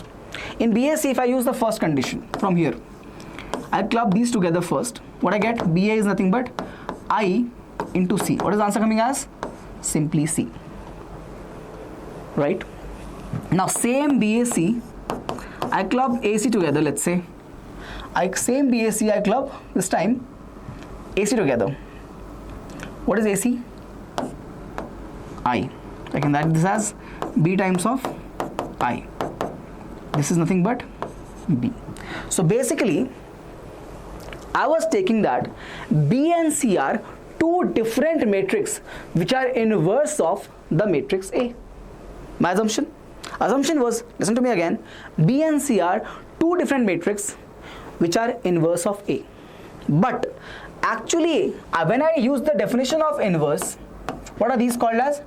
Definition of inverse. If I use the definition of inverse, I am getting BAC. What is BAC? BAC is a matrix. Product of three matrices is what? Product of three matrices will be what? A matrix only. So BAC is a matrix which is coming equal to the matrix B and equal to matrix C. They are both equal. Please check. B and C are both equal to BAC. It means B and C are equal. So what I started with, that B and C are two different matrices and are still inverse of A, is actually incorrect. B and C are both inverse of A. Yes, then they have to be equal. If matrix B and matrix C are inverse of the same matrix A, then both of these has to be equal. This states that, what's the meaning of this? B is inverse of A. And what does this mean? C is inverse of A. I hope it makes sense. I hope it makes sense. Have a look, guys. 38 is done. 39 now. Now this I have already solved for all of you. You have to solve and give me answer in the comment section. Solve and comment the value of K. I have solved this same question where? In my top 50. Okay, but this is an important question. If it comes to the 3 marker of matrices, this is the one of them. Okay, so I have taken it over here. You got to solve it and give it to me. 40th now. 40th is from determinant. 2 marker. In determinant, there's no 3 marker coming, only 2 marker is coming. So most likely they're gonna solve a question, or they're gonna ask you to solve a question on area of triangles, okay, or basically coding their points. Got it? So find the area of triangle whose vertices are given by using determinant value. Again, I am not solving it, I have already solved. Homework. Sir, you're giving too many homeworks. Yeah, I am giving you homeworks. Give me answer in the comment section. Homework, comment below. Okay, I remember solving this question. I know the answer also, but you have to solve and give it to me. I'll give you the approach, no problem. 1 by 2. Sir, you solved the same question. Why are you giving it again? Because it is the top 2-3 marker from your chapter. What I feel is one of the relevant questions. That's why I've given you again. 41 also you'll feel, sir, this question? Yes, this question. How do you solve it, sir? A, B plus C, B, C plus A, C, A plus B, 1, 1, 1. If I have to prove this to be determinant, to be actually collinear, the points A, B, C to be collinear, I have to find the determinant value, and that should come equal to 0. Let's try that. This is actually what? Area of the triangle ABC. Can you find this value? Yes, sir. Let's find across the first row itself. Across A, what do we get? C plus A minus, so C plus A minus B. Across B plus C, check. Across second element, we get here B minus C, B minus C. And across 1, I get here AB B square, AB plus B square minus C square minus AC. Now cross check. Check this value. I'll show you. 1 second. Check. So first of all, A and A is cancelled. I get this as AC minus AB. Over here I get B plus C, B minus C. It becomes B square minus C square. So will be plus because of the minus sign. This value is B square minus C square. This is a minus sign outside, between minus B square plus C square. Over here we have what? Plus AB plus B square minus C square and minus AC. Check carefully. AC cancels. Okay, minus AB plus AB cancels, and C square cancels. This also is cancelled. I'm getting this value as half of 0. That is 0. When your area of triangle is coming as 0, this coming as 0, it means that the points ABC C are collinear. Does it make sense, guys? Yes. So question number 41 is also done. Moving on to question number 42. Question number 42. Question number 42. A coin is tossed 3 times. 3 times means we'll have total of 8 total outcomes. Starts with this T, T, T, T, T, H. Then we have what? T, H, H. Okay. Then we have H, H, H. If TTH is there, it means we have to take H, H, T. We have THH. It means we'll have H, T, T. And we'll have here THT and HT. Total of 8 outcomes are listed on the screen right now. Okay. These are the total outcome, means total sample spaces listed like this. Now look at the question. They're asking us event E and F is something. We'll have a look. What is E and F? So event F and event E. 1 second, guys. Event F and event E. Okay. Have a look. So event E is at least 2 heads. At least 2 heads. At least 2 heads means what? At least 2 means minimum of 2 and more. So 2 heads will be here, here, at least 2. This and this. A minimum of 2 and more. So I'll write this sample space. The like outcomes HHT. Okay. H, H, H, T, H, H, and HTH. And F represents at most 2. At most 2 means 0 is also okay, 1 is also okay, and 2 is of course there. 3 should not be there. Means everything except for this particular one. This will be not there. Total will be how many? 7 such cases. Okay, 7 outcome will be there in this case. Okay, great. So I'm looking to find the value of PE conditional F. Answer is will what? P intersection E with F upon PF. Okay, let's find PF first. Let's find PF first. PF will be how many? PF will be N of F upon N of S. Means number of outcomes in the number of favorable outcome which is in the event F by number of outcomes in the sample space. So 7 by 8 is the result. Okay, that is it. The intersection of E and F, check. Intersection of these with 7. Okay, so what are you gonna get for this? You'll have, we cannot have triple H. This will not be there. If you write this F, no, F represents at most 2 heads.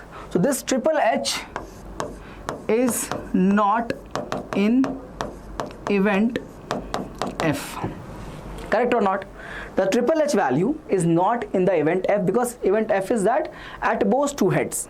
Means if I have to write here intersection of E and F, you will have the intersection of E and F as HHT, THH and HTH. HHT and THH and HTH. So basically if I write the probability of this,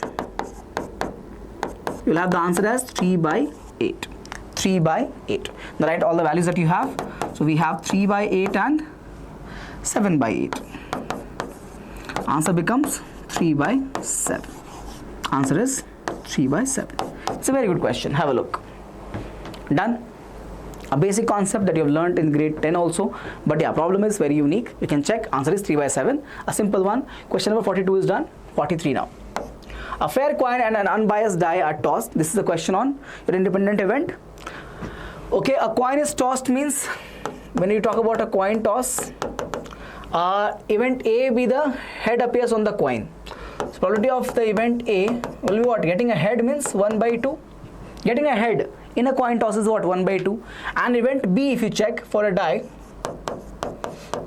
a probability of getting a 3 on a die will be what? Sorry, event B I'm talking about, getting a 3 on a die will be 1 by 6. Will be 1 by 6. If you combine these events, means coin and die together, what will happen? You can have two possibilities, head and tails. Head with what? Head 1, head with 2, all the way till head with 3. Sorry, head with 6. I'm sorry. Head with 6. Head with 6. Okay. And for tails also will have, the tails also will have the same set of samples, T1, T2, T6. Okay, got it. So basically I'm looking for, if you check here, H3, H comma 3, I'm looking for an event when both come together, means getting a head on the coin and 3 on a die. I'm looking for intersection of A and B. A means getting a head, B means getting a 3. So I'm looking for head and 3 together. That will be how much? 1 upon 12. 1 upon 12. How come? Because we have total 6 events over here, 6 outcomes over there, and 6 in this outcome. Okay, total becomes 12. So 1 by 12 is this result. Okay, so probability of getting A intersection B is what? 1 out of 12. And PA and PB is 1 by 2, 1 by 6. If I write here P of A into P of B, I get what? 1 by 2 into 1 by 6. Answer is what? 1 by 12. Clearly, these values are equal, which means that P of A intersection B is coming equal to what? P of A into P of B. Hence, the event A and B are independent. Therefore, A and B are independent events. They are independent event. Come on. Okay, done. Question number 43 is done. 44 now. Question number 44. 2 cards are drawn at random without replacement from a pack of 52 playing cards. Find the probability that both of these are black. I want both cards to be black. First card to be black is what the reason? So probability will be what? 26 cards are black out of 52. Correct? We have total 2 categories of blacks are there, clubs and spades. So we have 2 categories in 13 into 13. So 13 plus 13, 26 by 52 is the first probability. Second, the saying without replacement means we don't put it back. Without replacement means we don't put it back. So 1 is reduced in the black cards. And total also reduces by 1. Right? So we get here 26 times 2 is this. Multiply 25 because this is going to be both black means and case. Both black means and case. 25 into 1, 51 into 2. 1 not 2. This is my required answer. You can write the language. Okay. Question number 45. Question number 44 is done. 45 now. Given 3 identical boxes, 1, 2, 3. Identical means I can choose each of these, like random. Okay, unbiased. So probability of picking the box 1, so box 1 or box 2 or box 3 will be what? Will be always 1 by 3, because I have to choose them randomly. They are identical. I don't know which one I'm choosing. Okay, so they are going to be 1, 2 and 3. Okay, in box 1, this probability is 1 by 3. In box 1, in box 2 and box 3, let's look at the contains that they have. In box 1, I have both coins gold, means I have gold and gold. In the box 2, we have both are silver, so silver and silver. In box 3, I have one gold and one silver, gold and silver coins. Okay, a person chooses a box at random, takes out a coin. If the coin is gold, means a person has already taken a gold coin out. He chooses a coin, it comes out as gold. Now they're saying that what is the probability that the other coin in the box is also gold? They're saying that he picks out and the coin turns out to be gold coin. They're saying what are the chances that the other coin will be also gold in that box? This can happen only if he chooses first box, because if the gold is coming, it can be coming from first and third. Second has only silver, first and third. So if he chooses third box, if he has taken gold already out, the second coin will be silver. So it means he has to choose to get the second coin also gold. It must be box number 1. So they're asking us what is the probability of getting a gold from the box 1. This is the question. What are they asking? Probability of getting a gold from the box 1. Let's find probability of getting a gold. If I choose box 1, what are the chances of me getting a gold? Always 1, because it will be 2 by 2, so 1.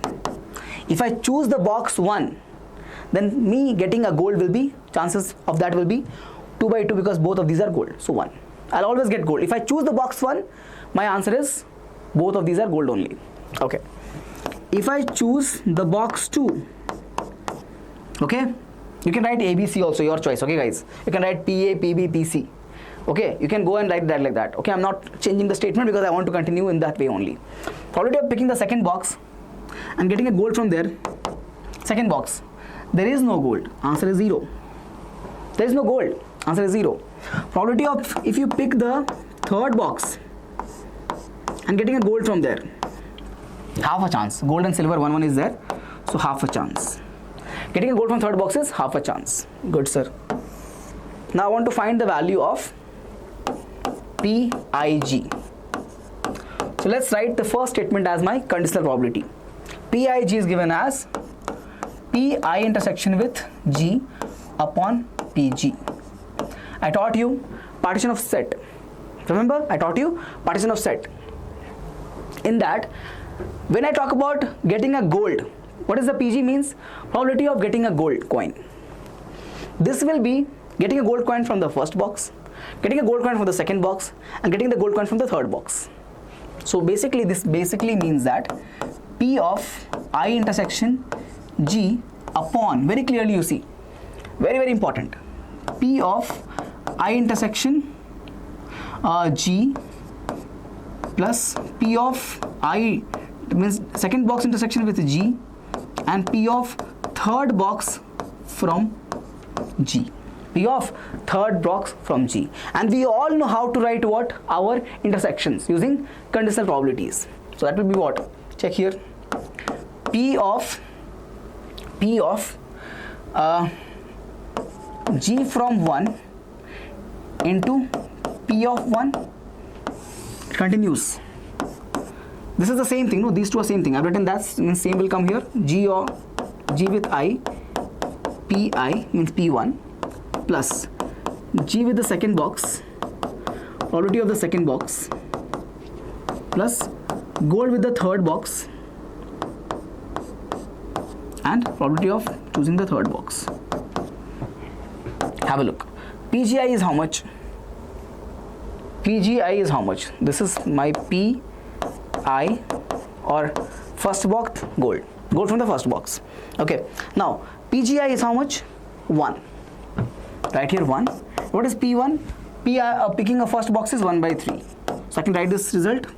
So 1 into 1 by 3 plus this will be what? PG double from the second one 0 into 1 by 3, and the last one PG from the third one 1 by 2 times of 1 by 3. Okay, this is 0 means I can ignore that. This thing is 0 means I can ignore this. Okay, this is not looking 1 by 3. Let me write that again. So 1 by 3. Now check back. Check. 1 by 3, 1 by 3, 1 by 3 is cancelled. This is 0. Doesn't matter. So my answer is coming as 1 upon, over here, 1 plus 1 by 2. 1 plus 1 by 2. Check please. 1 plus 1 by 2. How much is that? 1 upon 3 by 2.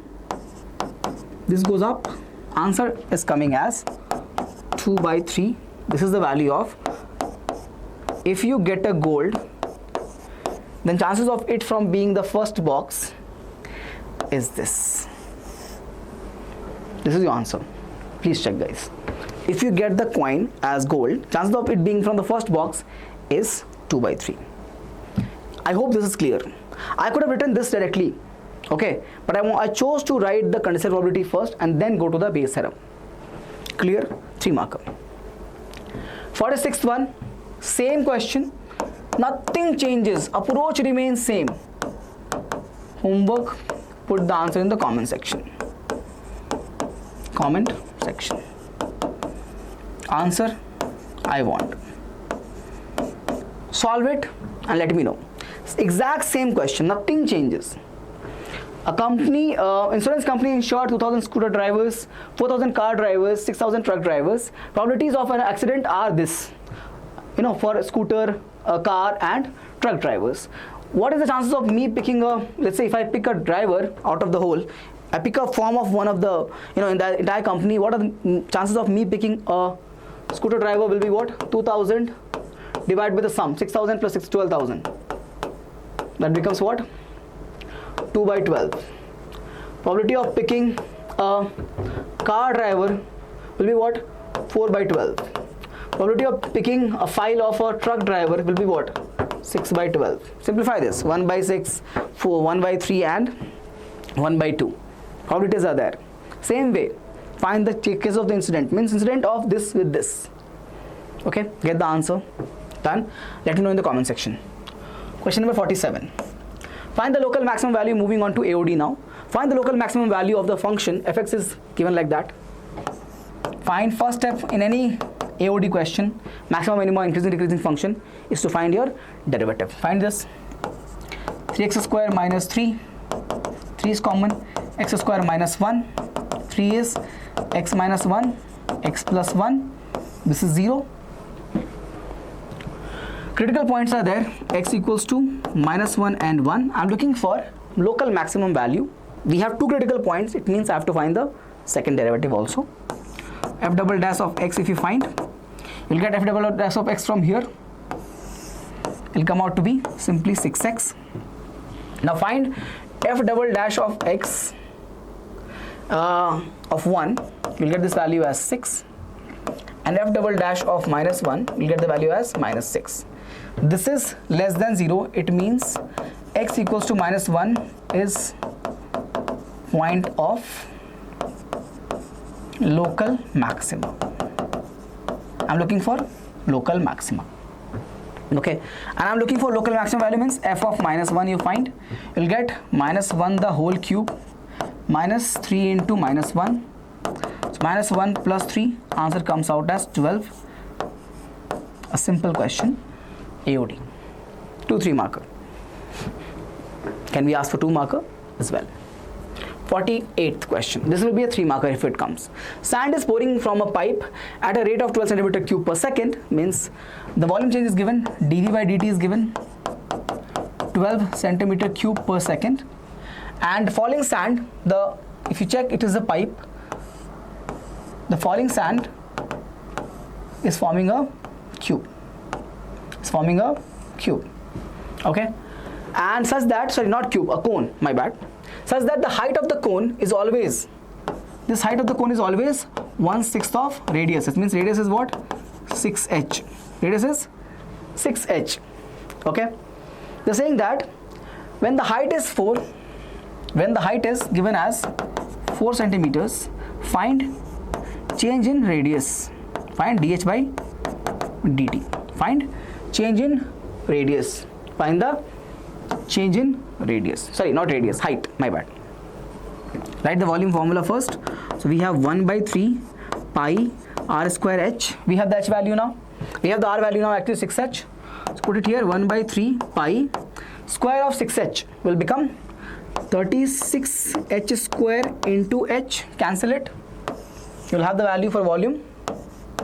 You'll have 3 and 36 cancels, so 12 pi h square into h. So h cube is the volume now. I want to differentiate it with time.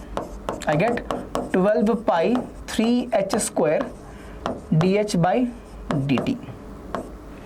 This is given 12, so right here 12 equals to 12 pi 3 h is 4, so 4 square dh by dt. 12 and 12 is cancelled. This is 1. Bring it over here. Pi into 3 into 4 square is 16. We have dh by dt left on this side. So my dh by dt value is coming as 48. 1 by 48 pi is change of height. Okay, it means centimeters per second. Am I right? Correct. This is your answer. 3 marker. 3 marker. Have a look. 49th one now. Question number 49. The total revenue in rupees received from sale of X units, 2 marker, of product is given by, they're given the revenue function, they're asking us marginal value. Marginal value is nothing but revenue function at whatever rate it is given. Okay, derivative of revenue function at whatever rate it is given. Right here, you get 6x plus 36. What did I mention? Marginal value is the revenue function's derivative at whatever rate it is given. So put this value now. Rate is given as 15. Okay, so 6 into 15. The number of units actually in this case. Number of units in this case. 90, 36. Answer is 126. This is the marginal value. Correct? 90 and 36. 126 is the answer. Simple question, 2 marks. Question number 50 now. Question number 50. Find the intervals in which the function f given by fx this is strictly increasing and strictly decreasing. Step number 1 is to what, beta? Find derivative. Step number 1 is to find the derivative. Let's find that.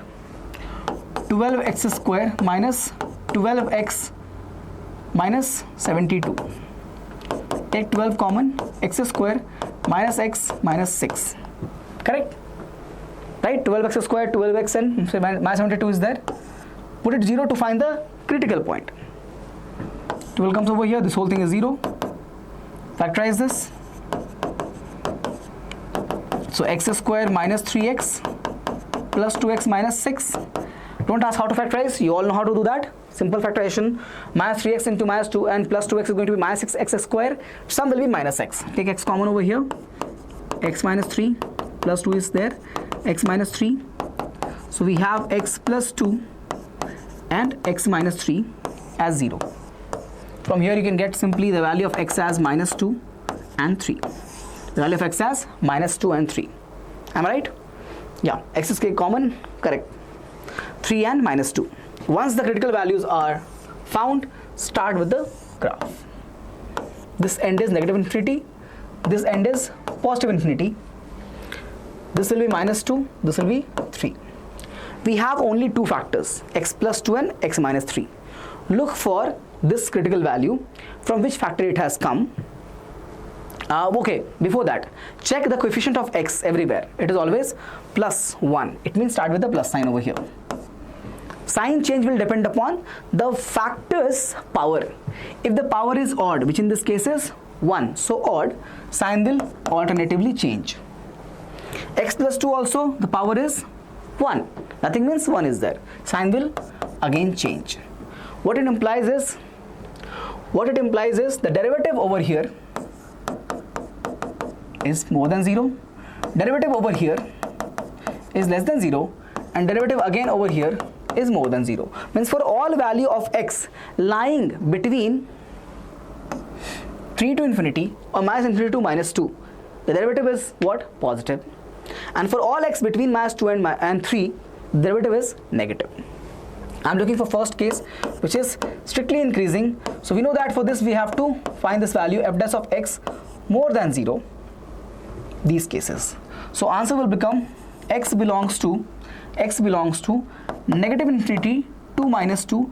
Remember, at infinity it is always anyway open, but when we are talking about strictly increasing, never put a close bracket, always open.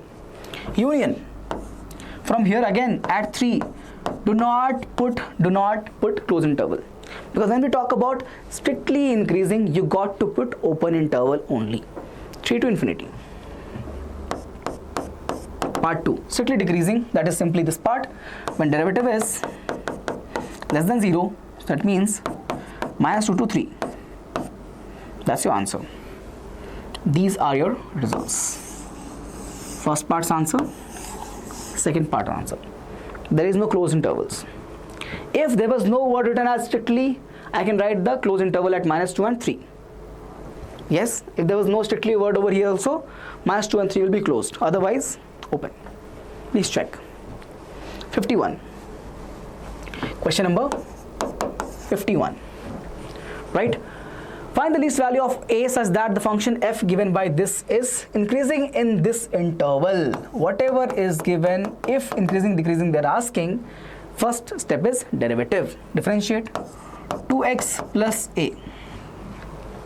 Increasing, they're asking, means of course more than 0, more than or equal to, okay, greater than or equal to. They're not mentioning strictly increasing, okay.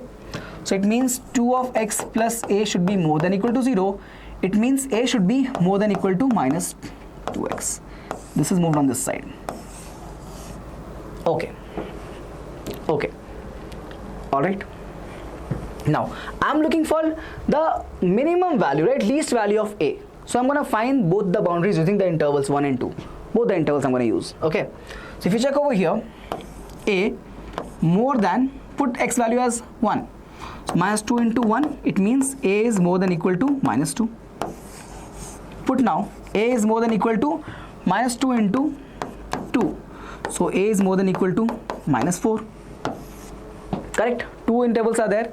At 1 and 2, we have found both the boundary values.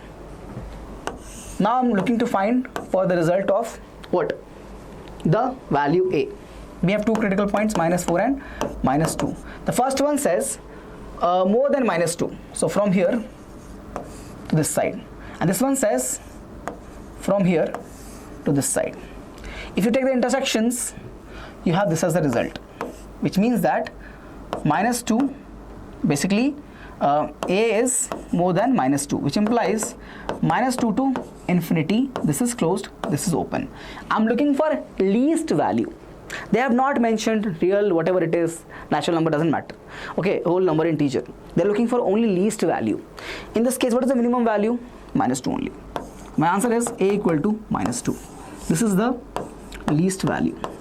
Least value of a. I can have more than this value. I can have other values of a for which the given function is increasing, but this is the least value of a for which the given function is increasing. Makes sense? Let me know. 51 is done. 52 now. Find two positive numbers whose sum is 15. Okay. So x plus y is 15. Okay, it means y is 15 minus x, right? And whose sum of the squares is minimum. Let's write that. Let's write the squares as x square plus y square.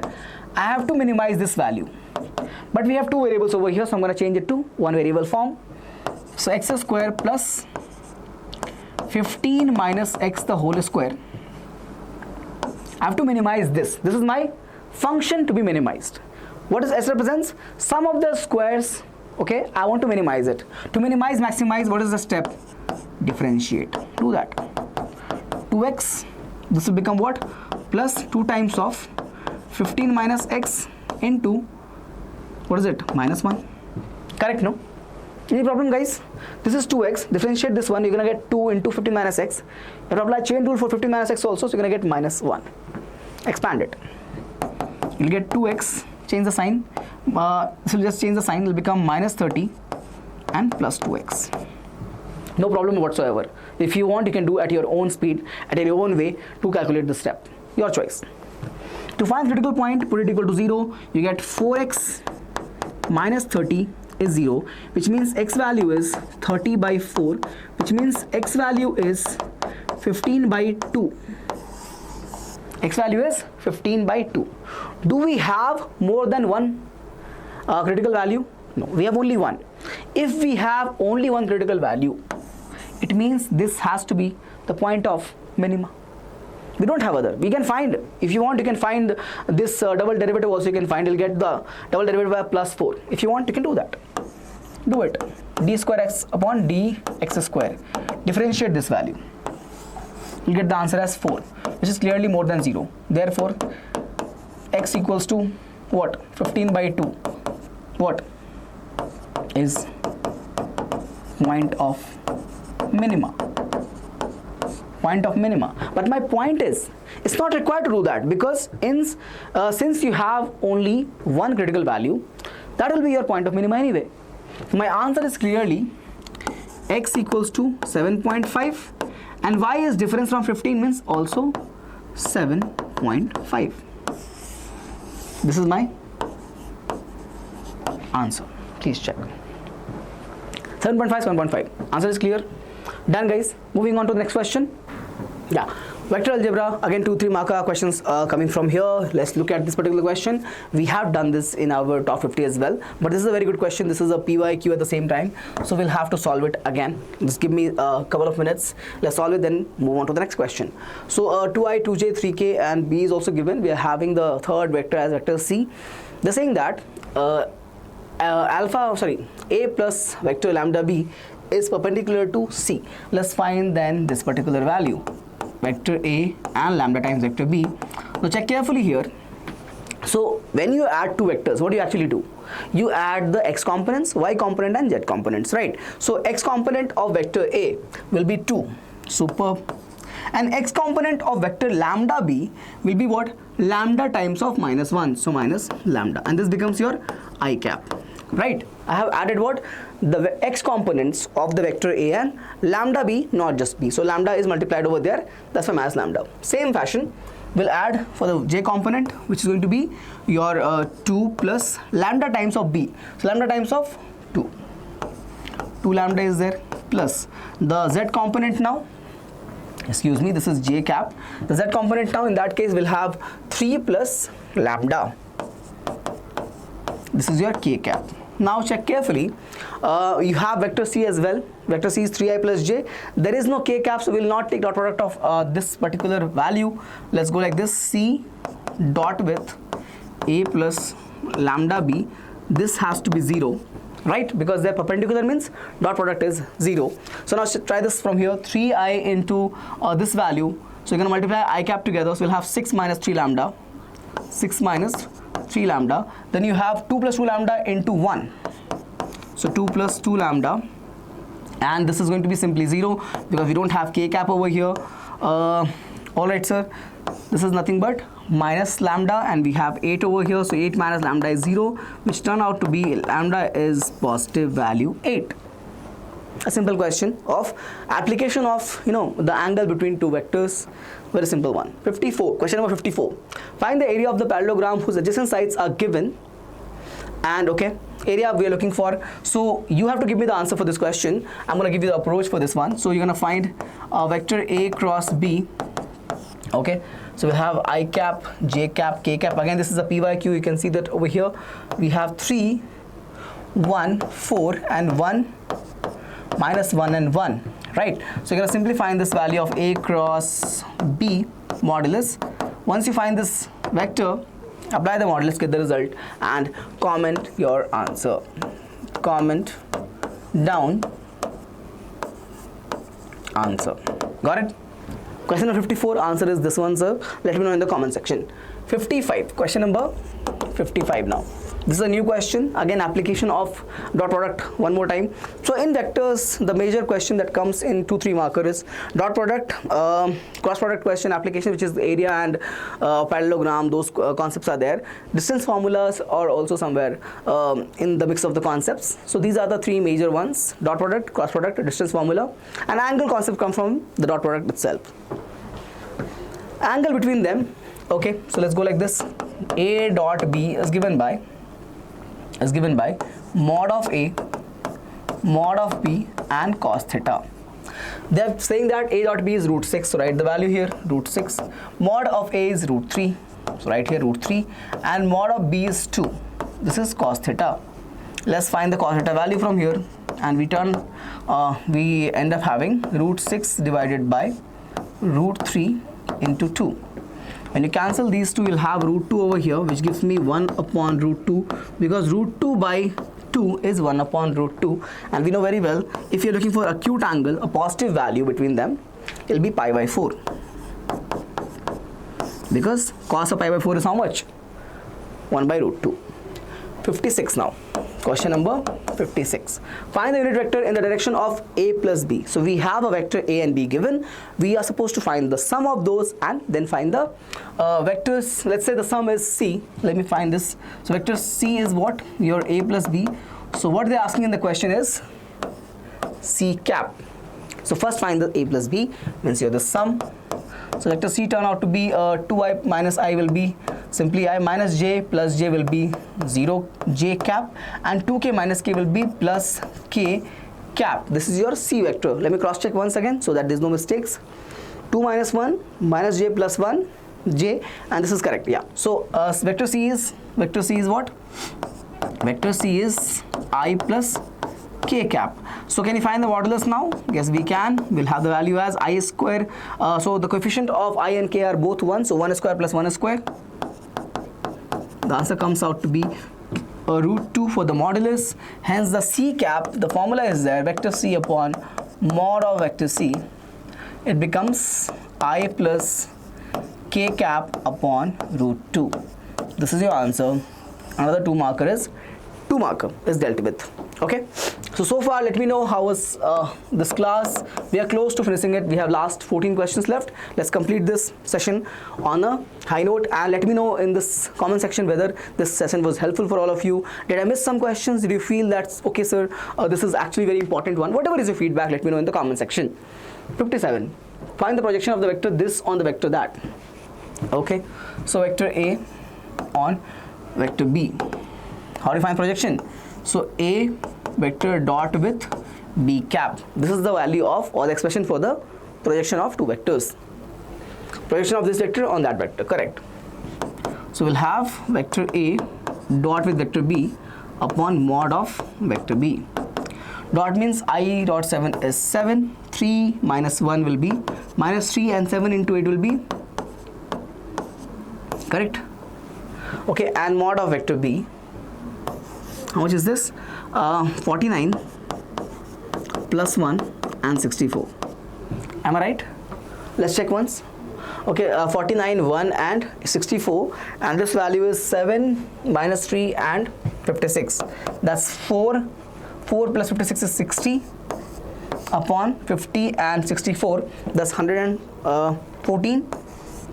Correct, no? Let me just cross check once. 50 plus 60 is what? 110. Okay, so 114. That's your answer. You can simplify it if you want to. Yes. Yeah. If I take with 2, yeah, I can multiply with, no, I cannot multiply with 4. So it'll be simply like this itself. Okay, so your answer is this, the length of the projection. Okay. Question number 58 now. Have a look. We have mod of A plus B and mod of A minus B are equal. Prove that the vector A and B are actually perpendicular.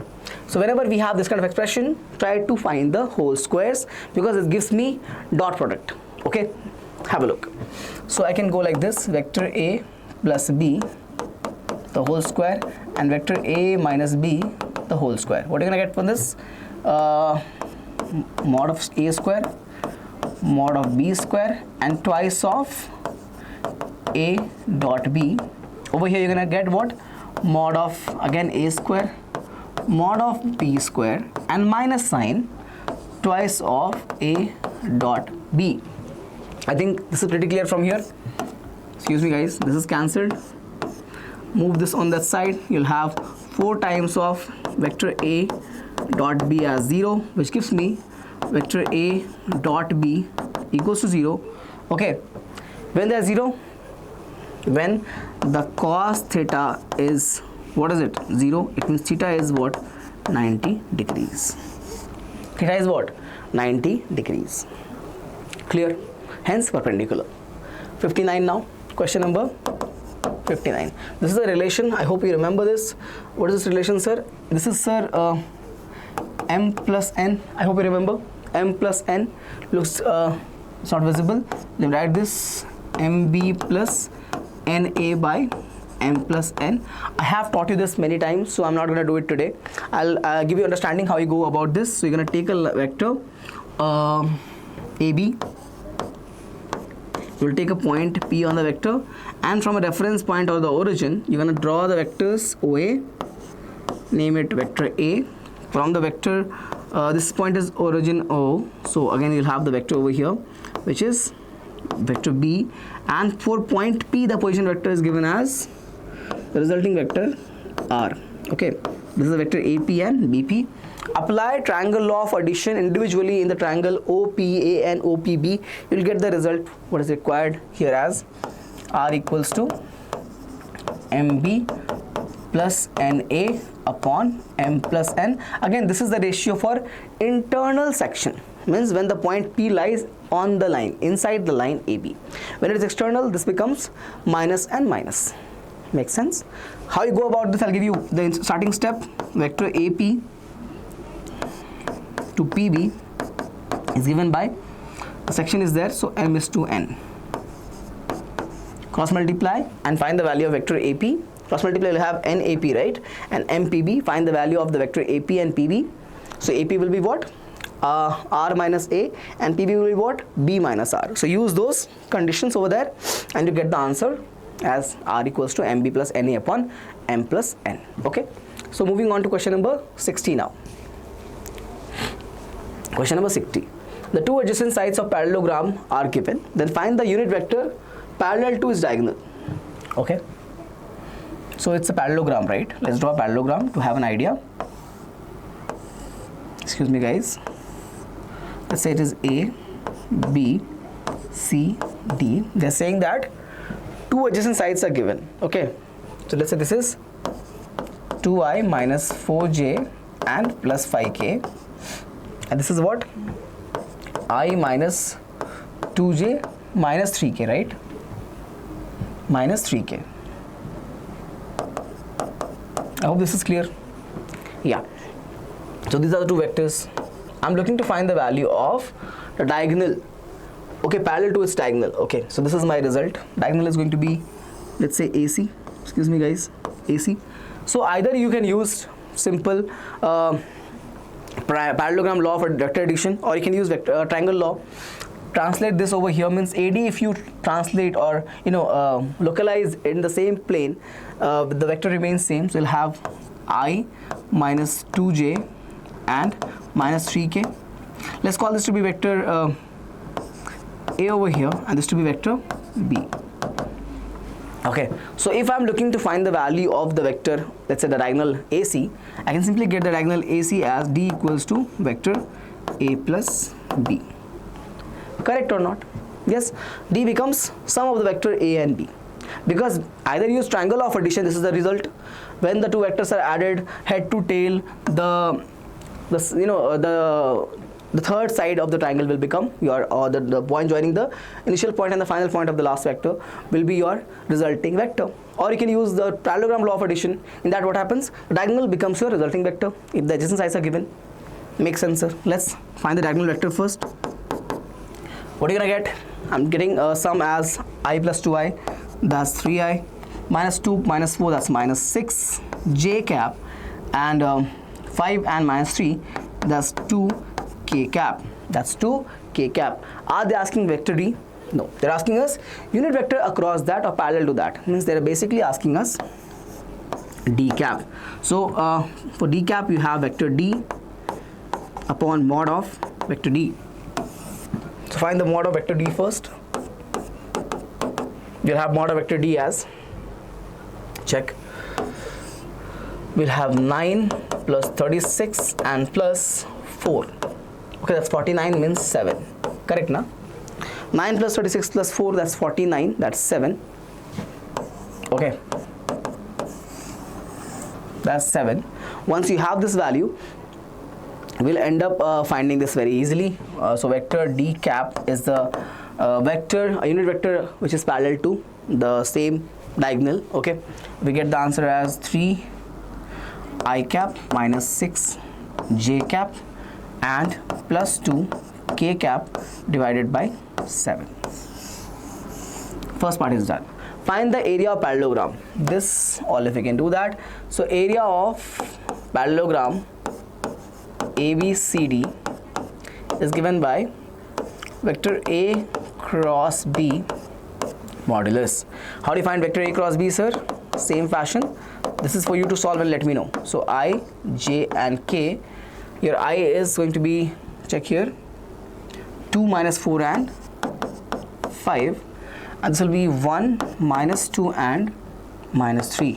1 minus 2 and minus 3. That's your A cross B. That's your A cross B. Find this value, find the modulus, you get the answer. So let me know this value in the comment section. I am not solving this particular question till the final step. You all can do that much. I have taught you this much. Okay. So answer can be explained in the, so this is question number 60 by the way. 60 part B, give me the answer in the comment section. Okay guys, next 61. 3 vectors A, B, C are satisfying the condition A plus B plus C is equal to 0. Evaluate this value. Again 61 also, you're gonna give me answer in comment section. How do you solve it? I'm gonna give you that result also. A plus B plus C, the whole square is going to be what? Mod of A square, mod of B square, mod of C square, and twice of A dot B, B dot C, and C dot A. Correct? A dot B, B dot C, and C dot A. Now put the values that you have for modulus 1, 4 and 2 and give me the final answer, because this is nothing but your missing value mu. Please check. Okay, so again comment the answer below. I know I have given many questions for you to answer. Comment down your answer, because I have solved these questions for all of you and I want to see whether how much or how many of you are able to follow the questions or can get the answers right. Okay, now one more thing before I proceed, I want to know how many of you have continued to watch this session from the beginning till this point, till the question number 61, because it shows I would like to know your names who are putting honest hour of work and actually are here to improve on the preparations and want to get good result in mathematics. Okay, I want to know your names. I want to remember you guys when you are come for the celebrations. I want to know, yes, you were there, you were working hard. So let me know honestly how many of you were since in the beginning of this class till this point you are still watching all the questions and solving all of them. Now question number 62 has subparts. Okay, because any variety can come, that's why I've taken this is again last section where in differential equation the 2 marker will come. Okay, sorry, after this also there is a question that can come in the 3D geometry that I have forgot. Okay, so differential equation 2 markers, let's see, they mostly ask questions on your order degree combinations. So this one, find the order and degree if defined for the following differential equations. For over here, order degree, check. Order means highest derivative, so 3. Degree means power of that derivative, so 2. Power of the highest derivative is going to be the degree. Over here, order degree. Order is highest derivative, so y double dash means second derivative. Degree is 1 because the power of this is 1. So sign is there. It's okay. Sign of this represents, this is sign of the function y, not of derivative. If it was sign of derivative, then we cannot take this, that degree is existing in nature. This power you can see over here is 1. Power is 1. Hence the order is 2 and degree is 1. Over here, this is going to be, order is, highest derivative is 4 and degree does not exist, not defined, because you have sign of derivatives. Whenever you have in a differential equation sign or any other function except for polynomial function, then what happens is that particular differential equation will not have any degree. Okay, degree will be undefined for that equation. The degree is undefined in the third example. So I've taken the three cases, explained to you all the three. Do not make mistake in this and get the 2 marks. Okay, next guys, 63 question number is the last chapter. We're going to discuss 3D geometry, and I have taken all the questions as per your blueprint, means from which chapter what type of questions we can expect from your latest blueprint. Okay, the questions are of either PYQs and they are question bank problems or NCERT problems. Okay, so I've taken consider of everything that is important for all of you. Okay, the last 8 problems we're going to solve now. Derive the equation of a line in space. This is going to be a very simple problem. I have solved it in top 50 also, but I'll give you an idea about this. Okay, so this is the x-axis, y-axis, the origin. Okay, so they're saying that excuse me, yeah, so they're saying that there is a vector which is like this, vector b. Okay, excuse me, and there is another vector which is passing through the point A with the coordinates x1, y1 and z1. Okay, x1, y1 and z1 doesn't make sense, looks a little bit odd, so I'll write it better. Okay, x1, y1 and z1, this is my vector. Okay, now in this not vector, means this is the point, so x1, y1 and z1 is my point. So this is where it is passing through, and it is parallel to the vector b, and b has a coordinate, b has its vector form like this: ai cap, bj cap and ck cap. Okay, and ck cap, this is the vector b. Okay, they are saying that if this is the vector, let's say if I have the vector point A's coordinate like this, I can write the vector OA as vector A. Okay, and if I take an arbitrary point, means any unknown point on this line, which is given to us, let's say line, the point B. Of course it is unknown, means I'll have the coordinates as x, y, z, and I can join these points OB, and this will become my vector R. Don't mind the, like, not straight lines, they are not straight line, but it's okay, understand the concept. So vector R is like this, vector A is like this, vector AB is like this. Okay, so what you're gonna do is start like this. Vector AB will be lambda times vector B, because vector AB is given parallel to a vector B. Okay, so in that case AB becomes lambda vector B. Collinear vector concept, very, very simple. And if you apply the triangle law of addition in triangle OAB, check here, I can write OA plus AB, vector OA plus AB is equal to vector OB. So OB is vector R, OA is vector A, and AB is vector lambda B. This is the vector form. If you want, you can write the vector R as x I cap, y j cap, z k cap, x I cap, y j cap and z k cap. How come, sir? If the points B coordinate is x, y, z, vector R will be what? X minus 0, y minus 0, z minus 0. Correct? Same fashion, A will become what? x1 I cap, y1 j cap and z1 k cap plus lambda times of vector B. What is vector B? Same, sir. A I cap, B j cap and C k cap.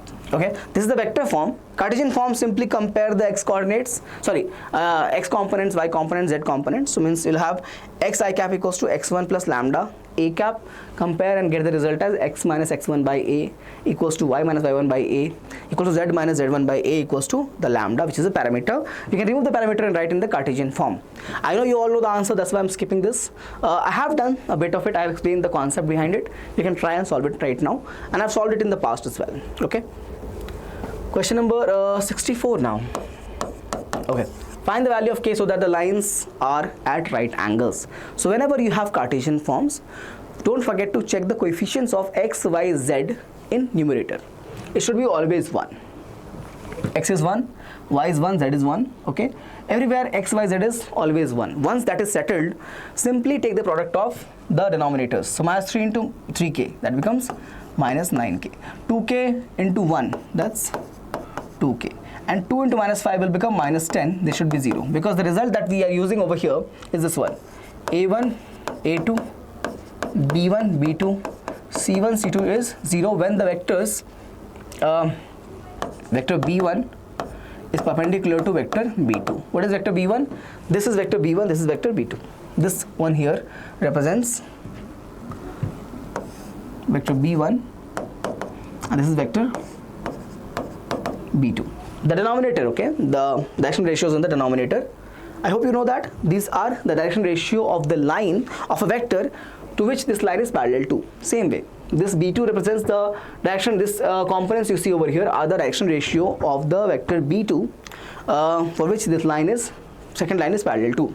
Okay, so if you use that over here, you're going to get what? Minus 7k, and this goes on that side, so plus 10, so k becomes minus 10 by 7. If I've made any mistake in the calculation, let me know in the comment section with your answer. 65th one now. Yeah, find the angle between the pair of lines given by this. Whenever we have this kind of question, so we have the same result. B1 is there, B2 is there, we have two vectors. What is the angle relation? This is the relation. So cos theta is given by B1 dot B2 upon mod of B1 into mod of B2, right?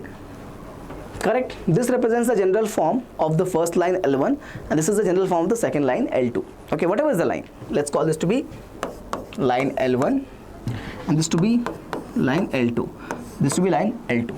Got it? So so this line L1 is parallel to B1, line L2 is parallel to B2, and they are the general forms.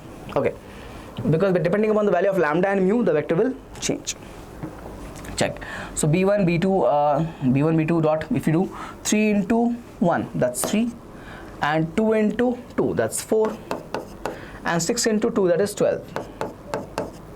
Okay, divide by, find the magnitude of this, we'll get here 1 plus 4 plus 4, that is 9. Correct now? 1 plus square of 2 is 4 and plus square of 2 is 4, so 9. Over here we're going to get 9 plus 4, that is 13, plus 36, that's 49. Yeah, correct no? Yes. 9 plus 4 is 13 plus square of 6 is 36, add them, 13 plus 36 is 49. So we get the value as 19 by 3 and 7, 21. This is your cos theta. I'm looking for the angle actually, so I'll get the theta value as cos inverse of 19 by 21. I know they're easy, we have solved it many times, but yes, still it's very important. It's a PYQ. Okay, question number 66 now. If a line has direction ratios given, means we have the DRs known to us, 2, minus 1 and minus 2. I'm going to find the DCs. How do you find that? This is my value of A, B, C actually. So to find the DCs, what you do actually is divide this by square of these values. So 4, 1 and what is it going to be? Again 4, but comes with a plus minus sign. Plus minus, here also same thing. Check carefully. This will become root 3 only. So sorry, plus minus 3 only, because we have 4 plus 4 as 8 plus 1 is 9. So root plus 3. Again we'll have minus 2 upon plus minus 3. So yes sir, we have two signs. I have taken sign in denominator also and numerator also. Okay, because it's very important to mention it like this. Let's have a look. So 2 with plus minus, so it will become same thing, plus minus in the numerator, 2 upon 3. Sorted. First one is sorted. Next one. Over here you check, we have minus with plus minus. So if you integrate this minus with this plus minus, it will become what? Minus and plus. Yes or no? Because minus into plus will become minus and minus into minus will become plus. If you take plus 3, it will be minus 1 by 3. If you take minus 3, it will become plus 1 by 3. That's why first the minus sign will come. So answer will be minus plus 1 by 3. Next, same way there's a minus sign, so minus plus 2 by 3. That's your answer. Check guys. So values are basically the combination. If I have to write 2 by 3, minus 1 by 3, and we have minus 2 by 3. Same way, minus 2 by 3 and 1 by 3 and 2 by 3. Okay, the result is clear. All of you have a look. Yes. Okay, sir. So question number 67 now. Find the shortest distance between the lines. We have vector r over here. I want to find the shortest distance between these lines. Okay, how do you find that? The formula is there, d equals to a2 minus a1 dot with b1 cross b2 in the modulus as a distance divided by mod of b1 cross b2. I'll give you the way to solve it. You have to solve it from your side. Okay, calculation you all have to do. Got it? Calculation you all have to do it. How to find? So this is your this value you see over here is your a1. This value you see over here is a2. Let's find a2 minus a1 first. So 2i minus I is simply I cap. J minus j is 0 and minus k will be simply minus k cap. This is your a2 minus a1. Okay. Now b1 cross b2, how do you find? b1 cross b2, the determinant you're gonna find I, j, k.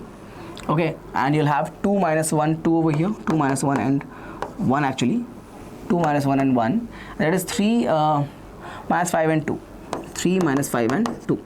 How do you find this? Okay, same way you can solve it like this. I cap into what is going to be cancel, so minus 2 plus 5, that is 3.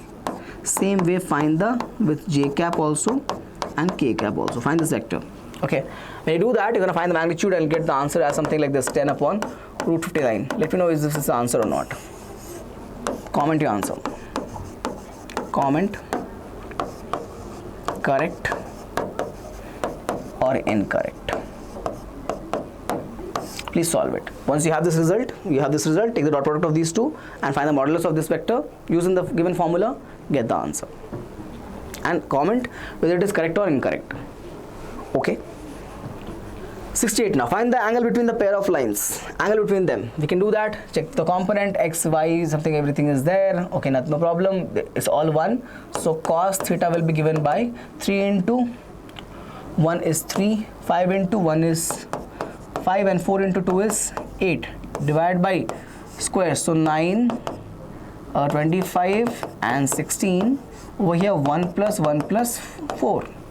So 5 plus 3 is 8 and 8 is 16. We get over here root 50 and root 6. Okay. So 50 into 6, correct? Because this is 25 plus 16 and 9. That's again 50 only. This is 4 plus 2 is 6. Got it? Continue. 16 upon, break it down, 2 into 25 into 2 into 3. Correct? 6 is 2 into 3 and 2 into 25 is 50.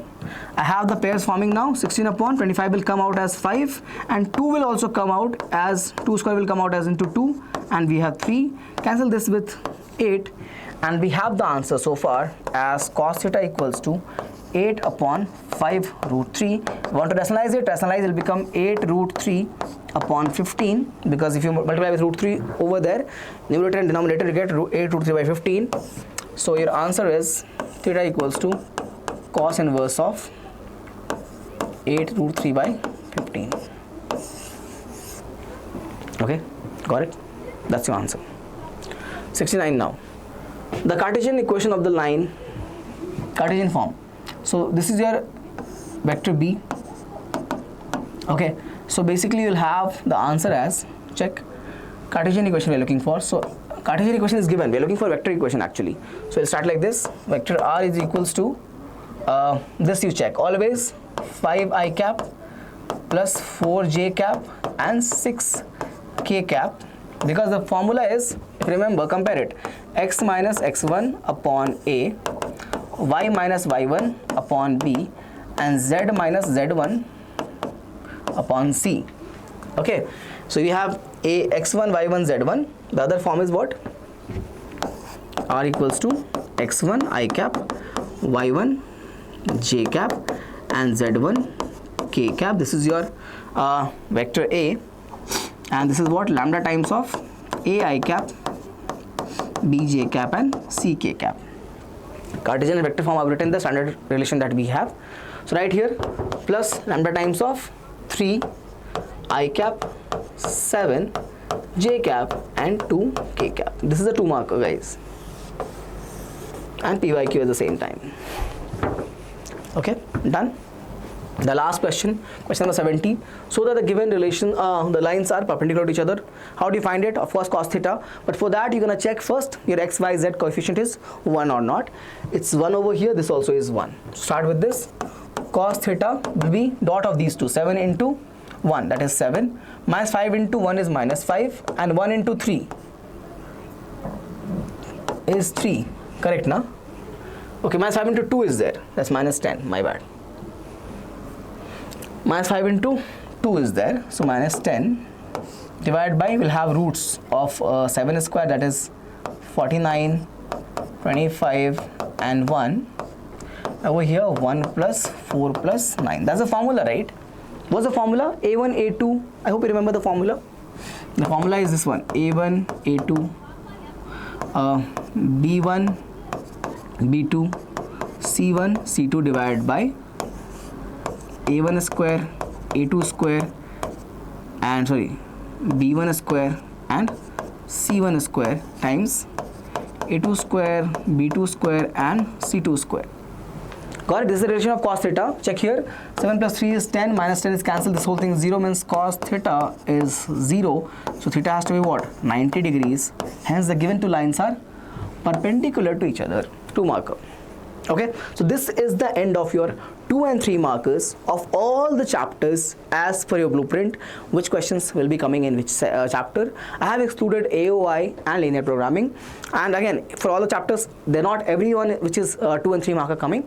So I have written on every chapter's heading that what question you can expect from this particular unit, okay, in your final examination. So let me know how was this class. You all were very confused about this particular session. I've tried my best to give you a session which will actually help you to keep the confidence, to get the confidence for this section of 2 and 3 marker. Okay, so let me know how you feel, and we'll see you in the next class. Till then, all the best and take care. Bye bye.